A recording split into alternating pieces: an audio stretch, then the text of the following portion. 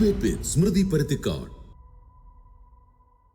തെരഞ്ഞെടുപ്പിലെ വലിയ പരാജയത്തിലെ തിരുത്തൽ നടപടി ആലോചനകളുടെ രണ്ടാം ദിനമാണിന്ന്.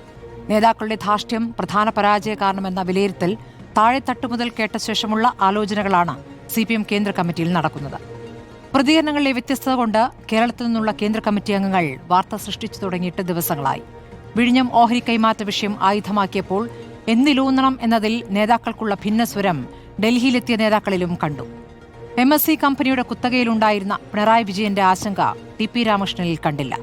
ഓഹരി വിറ്റുവെന്ന ആരോപണമുയർത്തിയവർ ഓഹരി കൈമാറുന്നതിലല്ല പ്രശ്നമെന്ന പ്രതികരണവും ഇപ്പോൾ നടത്തുന്നു. എല്ലാം കടന്ന് അദാനിയാണ് ശരിയെന്ന വാദം ഉന്നയിച്ച EP ജയരാജനാകട്ടെ യോഗത്തിനെത്തിയിട്ടുമില്ല. നേതൃത്വം ചോദ്യം ചെയ്യപ്പെടുന്നത് ഉന്നയിച്ച ദൃശ്യമാധ്യമ പ്രവർത്തകരെ അവഹേളിക്കുന്ന പിണറായി വിജയനെയും ഇന്നലെ കണ്ടു. പറയുന്നത് ഒരുമിച്ചാകണമെന്ന നിർദ്ദേശം ജനറൽ സെക്രട്ടറി പരസ്യമായി ഉന്നയിച്ചിട്ടുണ്ട്. അപ്പുറത്ത് CPI പ്രതിപക്ഷ ഉപനേതൃ പദവിയിൽ കടുപ്പിക്കുകയാണ്.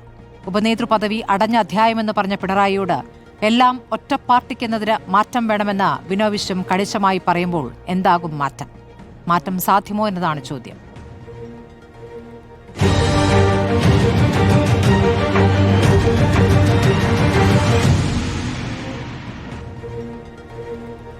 നിരീക്ഷകരായി doctor Sebastian Paul, Shri NM Pearson, Shri Umesh Babu, Shri NV Balakrishnan എന്നിവരാണുള്ളത്. അത് ഞാൻ ഡോക്ടർ സെബാസ്റ്റ്യൻ പോളിലേക്ക് പോകുന്നു. ഡോക്ടർ സെബാസ്റ്റ്യൻ പോൾ, ഇപ്പോൾ കേന്ദ്ര കമ്മിറ്റി 3 ദിവസത്തെ കേന്ദ്ര കമ്മിറ്റി ചേരുകയാണ്. CPM പരാജയ കാരണങ്ങൾ വിലയിരുത്തിയിട്ടുണ്ട്. അത് താഴെത്തട്ടിൽ മുതൽ വിലയിരുത്തലുകൾ നടന്നിട്ടുണ്ട്. അതിൽ നേതൃത്വത്തെ ചോദ്യം ചെയ്യുന്ന വലിയ വിമർശനങ്ങൾ ഉയർന്നു വരികയും ചെയ്തിട്ടുണ്ട്.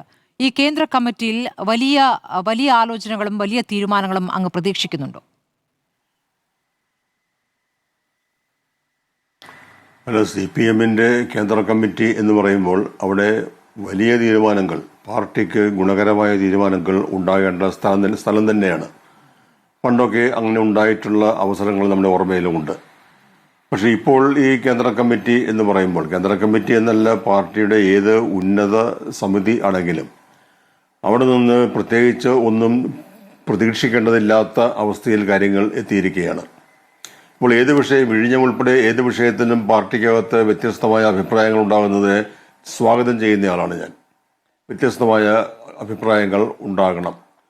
പക്ഷെ ഇവിടെ വ്യത്യസ്തമായ അഭിപ്രായങ്ങൾ എന്ന് പറഞ്ഞാൽ ആ വ്യത്യസ്തമായ അഭിപ്രായങ്ങളെ സമന്വയിപ്പിച്ച് പൊതുവെ സ്വീകാര്യമായ ഒരു നിലപാട്, അതാണല്ലോ പാർട്ടി നമ്മൾ ഈ കേന്ദ്ര കമ്മിറ്റിയിൽ നിന്നൊക്കെ പ്രതീക്ഷിക്കുന്നത്.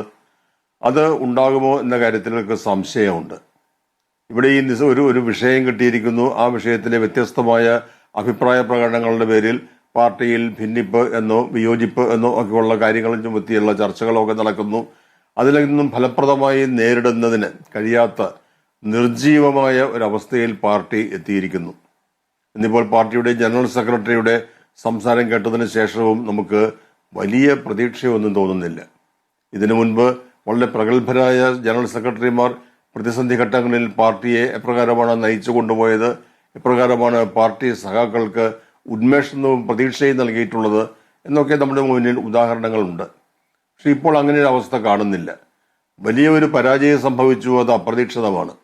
അപ്രതീക്ഷിതമെന്ന് പറഞ്ഞത് പാർട്ടി പ്രതീക്ഷിക്കാത്ത ഒരു അപകടമാണ് സംഭവിച്ചത്. പക്ഷെ അതിൻ്റെ ഒരു ആഘാതം സ്വാഭാവികമായും ഉണ്ടാവും. പക്ഷെ ആ ആഘാതത്തിൽ നിന്ന് കരകയറുന്നതിനുള്ള ഉൾക്കരുത്ത് ഉള്ള പ്രസ്ഥാനമല്ലേ ഈ കമ്മ്യൂണിസ്റ്റ് പാർട്ടി എന്ന് പറയുന്നത്. പക്ഷെ അത് എന്തുകൊണ്ട് ഇപ്പോൾ അത് സാധിക്കുന്നില്ല എന്ന ചോദ്യം എന്നെ പോലെ പലരെയും അലട്ടുന്നുണ്ട്. ഡോക്ടർ സെബാസ്റ്റ്യൻ പോൾ, പ്രതീക്ഷിക്കാത്ത പരാജയം എന്ന് പറയുമ്പോൾ ഡോക്ടർ സെബാസ്റ്റ്യൻ പോൾ, അത് ജനങ്ങളുമായൊരു കണക്ട് നഷ്ടപ്പെട്ടത് കൊണ്ടുണ്ടായ വിലയിരുത്തലല്ലേ? എന്താണ് അത് പ്രതീക്ഷിക്കാതിരുന്നതെന്നൊരു ചോദ്യമുണ്ടല്ലോ. കാരണം സർക്കാരുമായി ബന്ധപ്പെട്ടും പാർട്ടിയുമായി ബന്ധപ്പെട്ടും നേരത്തെ ഉയർന്ന പല വിമർശനങ്ങളുണ്ട്. അത് മാധ്യമങ്ങളിലൂടെ പ്രതികരണങ്ങളായി വന്നിട്ടുണ്ട്. അങ്ങേപ്പോലുള്ള സഹയാത്രികർ നടത്തിയ പ്രതികരണങ്ങളുണ്ട്. പക്ഷെ ആ പ്രതികരണങ്ങളെയൊക്കെ പുച്ഛത്തോടും പരിഹാസത്തോടും തള്ളിക്കളയുകയും അതല്ല യാഥാർത്ഥ്യമെന്ന ഒരു വേറെ ഭാഷയിൽ തന്നെ പ്രതികരിക്കുകയും ചെയ്യുന്ന നേതാക്കളെയാണ് നമ്മൾ കണ്ടിട്ടുള്ളത്. അപ്പോൾ അത് ആ കാരണങ്ങളൊക്കെ തന്നെ ഇപ്പോൾ പരാജയ കാരണമാണെന്ന് വിലയിരുത്തുന്ന നേതാക്കളുടെ പ്രതികരണങ്ങൾ ഇപ്പോൾ കാണുന്നുണ്ട്. അപ്പോൾ തോമസ് ഐസക്കിനെ പോലുള്ളവർ ചില ഘട്ടങ്ങളിലെങ്കിലും അത് തുറന്നു പറഞ്ഞിട്ടുമുണ്ട്. മനസ്സിലാക്കാതെ പോയതാണല്ലോ ഇത്. ബാക്കിയുള്ളവർക്ക് അറിയാമായിരുന്നു, നേതാക്കൾക്ക് അറിയില്ല എന്ന് പറയുമ്പോൾ ജനങ്ങളുമായി കണക്ട് നഷ്ടപ്പെട്ടുകൊണ്ടാണല്ലോ. തീർച്ചയായും ജനങ്ങളുമായുള്ള കണക്ട് പാർട്ടിക്ക് നഷ്ടപ്പെട്ടിട്ട് അത് ഈ കഴിഞ്ഞ തെരഞ്ഞെടുപ്പിൽ മാത്രമല്ല, കുറെ കാലമായി. പണ്ടൊന്നും ഇങ്ങനെയൊന്നും ആയിരുന്നില്ല. സഖാക്കൾ എന്ന് പറഞ്ഞാൽ അവർ ആ പ്രദേശത്തെ ജനങ്ങളുടെ നിത്യജീവിതവുമായി ബന്ധപ്പെട്ട് അവരുടെ സഹായികളും ഒക്കെയായി പ്രവർത്തിക്കുന്ന ഒരു വിഭാഗം ആളുകളായിരുന്നു. അവർ കേവലം പാർട്ടി പ്രവർത്തകർ മാത്രമായിരുന്നില്ല. 1997 ആദ്യമായി ഞാൻ ഈ പാർട്ടിയുമായി ബന്ധപ്പെട്ട് സ്ഥാനാർത്ഥിയാകുന്നത്. അന്നത്തെ അനുഭവത്തിൽ നിന്ന് എനിക്കത് പറയാൻ കഴിയും. പക്ഷെ അതിൽ നിന്നൊക്കെ കാര്യങ്ങളൊക്കെ വല്ലാതെ മാറിയിരിക്കുന്നു. കാര്യങ്ങൾ മാറിയിരിക്കുന്നു എന്ന് പറഞ്ഞാൽ ജനങ്ങളുമായി ബന്ധപ്പെടാത്ത ഒരു അവസ്ഥയിൽ പാർട്ടി എത്തിയിരിക്കുന്നു. അത് അങ്ങനെ എത്തിക്കഴിഞ്ഞപ്പോൾ സംഭവിച്ചത് എന്താണ്? ഞാനാണ് സത്യം, അല്ലെങ്കിൽ ഞാൻ പറയുന്നത് മാത്രമാണ് സത്യം എന്ന നിലയിൽ ഒരു നേതാവ് പ്രവർത്തിക്കുമ്പോൾ അവിടെ വ്യത്യസ്തമായ അഭിപ്രായങ്ങൾക്ക് ഇടമില്ലാതാവുന്നു. പലരും പല രീതിയിലുള്ള മുന്നറിയിപ്പുകൾ നൽകിയിട്ടുണ്ട്. അതിനപ്പുറത്തേക്കുള്ള മുന്നറിയിപ്പുകൾക്കൊന്നും ഒരു സ്കോപ്പ് നൽകുന്ന പ്രസ്ഥാനമല്ല ഇത് എന്നെല്ലാവർക്കും അറിയാം. പക്ഷെ അതെല്ലാം തള്ളിക്കളയുകയും തെരഞ്ഞെടുപ്പിന്റെ തൊട്ട് മുമ്പ് വരെ 80 സീറ്റ് കിട്ടും എന്ന ഉറച്ച വിശ്വാസത്തിൽ കഴിഞ്ഞ ഒരു മുഖ്യമന്ത്രി അല്ലെങ്കിൽ പിണറായി വിജയനായിരുന്നു അന്നുണ്ടായിരുന്നത്. അത് തന്നെയായിരുന്നു പാർട്ടിയുടെയും പ്രതീക്ഷ. അപ്പോൾ അങ്ങനെയുള്ള പ്രതീക്ഷ എന്ന് പറയുമ്പോൾ എന്താ അതിന്റെ അടിസ്ഥാനം അവിടെ? അപ്പോൾ അതിൻ്റെയൊക്കെ കാരണങ്ങളുണ്ട്. അതല്ലേ ഇപ്പോൾ പഠിക്കേണ്ടത്. തങ്ങളുടെ പ്രതീക്ഷയ്ക്ക് അനുസൃതമല്ലാത്ത, അതിന് വിപരീതമായ ഒരു ഫലം എങ്ങനെ ഉണ്ടായി എന്ന കാര്യമല്ലേ പാർട്ടി പഠിക്കേണ്ടത്. അത് പഠിക്കുന്നതിനുള്ള യാതൊരു ശ്രമവും ഇല്ലാതെ മുൻപ് പാർട്ടി എങ്ങനെയായിരുന്നുവോ അതേ രീതിയിൽ തന്നെ തുടർന്നു പോകുന്നതിനുള്ള ശ്രമമാണ് ഇപ്പോൾ കണ്ടുകൊണ്ടിരിക്കുന്നത്. അത് ഈ പാർട്ടിയിലും ഇടതുപക്ഷ പ്രസ്ഥാനങ്ങളിലും പ്രതീക്ഷ അർപ്പിക്കുന്നവരെ സംബന്ധിച്ച് വലിയ തോതിലുള്ള നിരാശയ്ക്ക് കാരണമാകുന്നുണ്ട്. ശരി, ശ്രീ ഉമേഷ് ബാബു KC, ഇപ്പോൾ ഈ പ്രതിപക്ഷത്തിനൊപ്പം നിൽക്കുക അല്ലെങ്കിൽ പ്രതിപക്ഷ സ്വരമാവുക എന്നത് പ്രധാനമാണല്ലോ. ഒരു സർക്കാരിനെ വിമർശിക്കാൻ നിരവധി വിഷയങ്ങൾ ഉണ്ടാകുമ്പോൾ ആ വിഷയം കൃത്യമായി ഉന്നയിക്കുക എന്നതാണ് ഏറ്റവും പ്രധാനം. ഇപ്പോൾ പ്രതിപക്ഷത്തേക്ക് എത്തുന്ന CPIM വിഴിഞ്ഞം വിഷയം ഒരു പ്രധാന വിഷയമായി കൊണ്ടുവരുന്നു. സഭയിൽ അത് എങ്ങനെയാണ് പ്രതിപക്ഷ നേതാവ് ഉന്നയിച്ചത് നമ്മുടെ മുന്നിലുണ്ട്. അത് MSC കമ്പനിയുടെ മോണോപ്പൊളിയുമായി ബന്ധപ്പെട്ടുള്ള ആശങ്കയാണ് അദ്ദേഹം അവിടെ പങ്കുവച്ചത്. അവിടെ മുഖ്യമന്ത്രി നൽകിയ മറുപടിയിൽ അദ്ദേഹം തൃപ്തനാവുകയും ചെയ്തത് നമ്മൾ കണ്ടതാണ്. പിന്നെ പുറത്ത് വാർത്താ സമ്മേളനത്തിലേക്ക് എത്തുമ്പോൾ അതിൻ്റെ സ്വരവും പ്രതികരണത്തിൻ്റെ രീതിയും മാറുകയാണ്. ഈ ഒരു ഡീല് നടന്നു എന്ന് സംശയിക്കുകയാണ്. പിന്നീട് ഉന്നയിച്ച കാര്യങ്ങൾ പല നേതാക്കളും അതിൽ നിന്ന് വ്യത്യസ്തമായി നടത്തിയ പ്രതികരണങ്ങൾ ഇതൊക്കെ നമ്മുടെ മുന്നിലുണ്ട്. അപ്പോൾ വിഴിഞ്ഞം എന്ന വിഷയം അത് വലിയ രൂപത്തിൽ കൊണ്ടുവരാൻ ശ്രമിച്ച അവസാനം അത് കാറ്റുപോയ ബലൂൺ പോലെ ഇല്ലാതാകുന്നതാണോ ഇപ്പോൾ ഈ നിമിഷം കാണുന്നത്? അതാണല്ലോ ഇപ്പോൾ നേതാക്കളുടെ പരസ്പര വിരുദ്ധമായ പ്രതികരണം എന്ന രൂപത്തിൽ ഈ കേന്ദ്ര കമ്മിറ്റിക്ക് മുന്നേ ആയി വന്നിരിക്കുന്ന ഒരു വിഷയമായി വന്നിരിക്കുന്നത്. അല്ല, ഈ CPMന്റെ കാര്യം ഞാൻ കഴിഞ്ഞ ഒരു 20 വർഷമായിട്ട് കേരളത്തിലെ ടെലിവിഷൻ ചാനലുകൾ പറഞ്ഞുകൊണ്ടിരിക്കുന്നതാണ്. ഇത് പറയുന്നതിന്റെ പേരിൽ ഈ പറയുന്ന കഴിഞ്ഞ 20 കൊല്ലവും തെറികൾ കേട്ടുകൊണ്ടിരുന്ന ഒരാളാണ് ഞാനത് ശ്രദ്ധിക്കാറില്ല. കാരണം ലോകം നിങ്ങളെ എങ്ങനെയാണ് നേരിടുന്നത്, നിങ്ങൾ വളരെ സത്യസന്ധനാണെങ്കിൽ ലോകം നിങ്ങളെ എങ്ങനെയും നേരിട്ടുകൊള്ളട്ടെ എന്നുള്ളതാണ് ഒരു യഥാർത്ഥത്തിൽ ഒരു ശരിയായിട്ടുള്ള ഒരു ഒരു ഒരു ഒരു സാമൂഹ്യ സമീപനം എന്ന് കരുതുന്ന ഒരാളാണ് ഞാൻ. അപ്പൊ അതുകൊണ്ട് CPM ഈ വഴിക്കാ പോകുമെന്നുള്ള കാര്യത്തിൽ എനിക്ക് ആ ഒരു തർക്കമില്ല. കാരണം CPM ഈ പാർലമെന്ററി ജനാധിപത്യ വ്യവസ്ഥയിൽ പ്രവർത്തിക്കുന്ന പാർട്ടികൾക്ക് ഉണ്ടായിത്തീരേണ്ട ഒരു മൗലികമായ ഒരു സ്വഭാവം എന്താ ചോദിച്ചാൽ തോൽക്കാനുള്ള ഒരു സന്നദ്ധതയാണ്. തോൽക്കാനുള്ള സാധ്യതയെ കുറിച്ചുള്ള ചില സങ്കല്പങ്ങൾ ഉണ്ടാവണം ഒരു പാർട്ടിക്ക്. CPMന് ഇന്ത്യയിൽ മുഴുവൻ അത് നശിച്ചിരിക്കുന്നതിന്റെ പിറകിലുള്ള കാര്യം എന്താ ചോദിച്ചാൽ അവർക്ക് തോൽക്കാനുള്ള ഒരു ജയിച്ചു കഴിഞ്ഞാൽ പിന്നെ അവർക്ക് തോൽക്കാനുള്ള സന്നദ്ധതയില്ല. 2000 ബംഗാളിൽ നമുക്കറിയാലോ 34 വർഷം കഴിഞ്ഞിട്ട് തോറ്റപ്പ എന്താ ഉണ്ടായത്? തോറ്റപ്പ ഈ തോൽവി എങ്ങനെയാണ് അഭിമുഖീകരിക്കേണ്ടതെന്ന് ആ പാർട്ടിക്ക് അറിയില്ല. അതിന്റെ ബംഗാൾ നേതൃത്വത്തിന് അറിയാത്തത് പോട്ടെ, അതിന്റെ അഖിലേന്ത്യാ നേതൃത്വത്തിന് അറിയില്ല. എന്താ കാര്യം?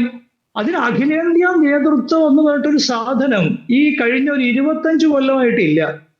ഇപ്പോഴുള്ള അഖിലേന്ത്യാ നേതൃത്വം എന്നൊക്കെ പറയുന്നത് ഈ ഭരണത്തിലിരിക്കുന്ന സംസ്ഥാനങ്ങളിലെ CPM ഘടകങ്ങളിൽ നിന്ന് ചെലവിന് വാങ്ങിച്ച് ജീവിക്കുന്ന സുഖിയന്മാരുടെ ഒരു കൂട്ടമാണ്.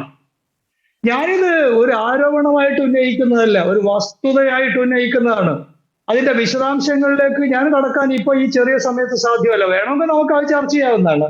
എങ്ങനെയാണ് അധികാരമുള്ള സംസ്ഥാനങ്ങളിൽ നിന്ന് പണം വാങ്ങിച്ച് സുഖകരമായി ജീവിക്കുന്ന ഒരു സംഘം കഴിഞ്ഞ 4 നൂറ്റാണ്ടായിട്ട് ഡൽഹിയിൽ CPMന്റെ നേതാക്കന്മാരായിട്ട് അഭിനയിച്ചുകൊണ്ടിരിക്കുന്നത് എന്നെനിക്ക് പറയാൻ കഴിയും. അപ്പൊ അതുകൊണ്ട് വളരെ ഉത്തരവാദിത്തോട് പറയുന്ന കാര്യമാണ്. അപ്പൊ അവർക്ക് അവരും ഈ തോൽവിയെ കുറിച്ച് ഒരു പ്രതീക്ഷയില്ല. ബംഗാളിൽ തോറ്റപ്പോ ശിഥിലമായി പോവുക ചെയ്തത് CPM.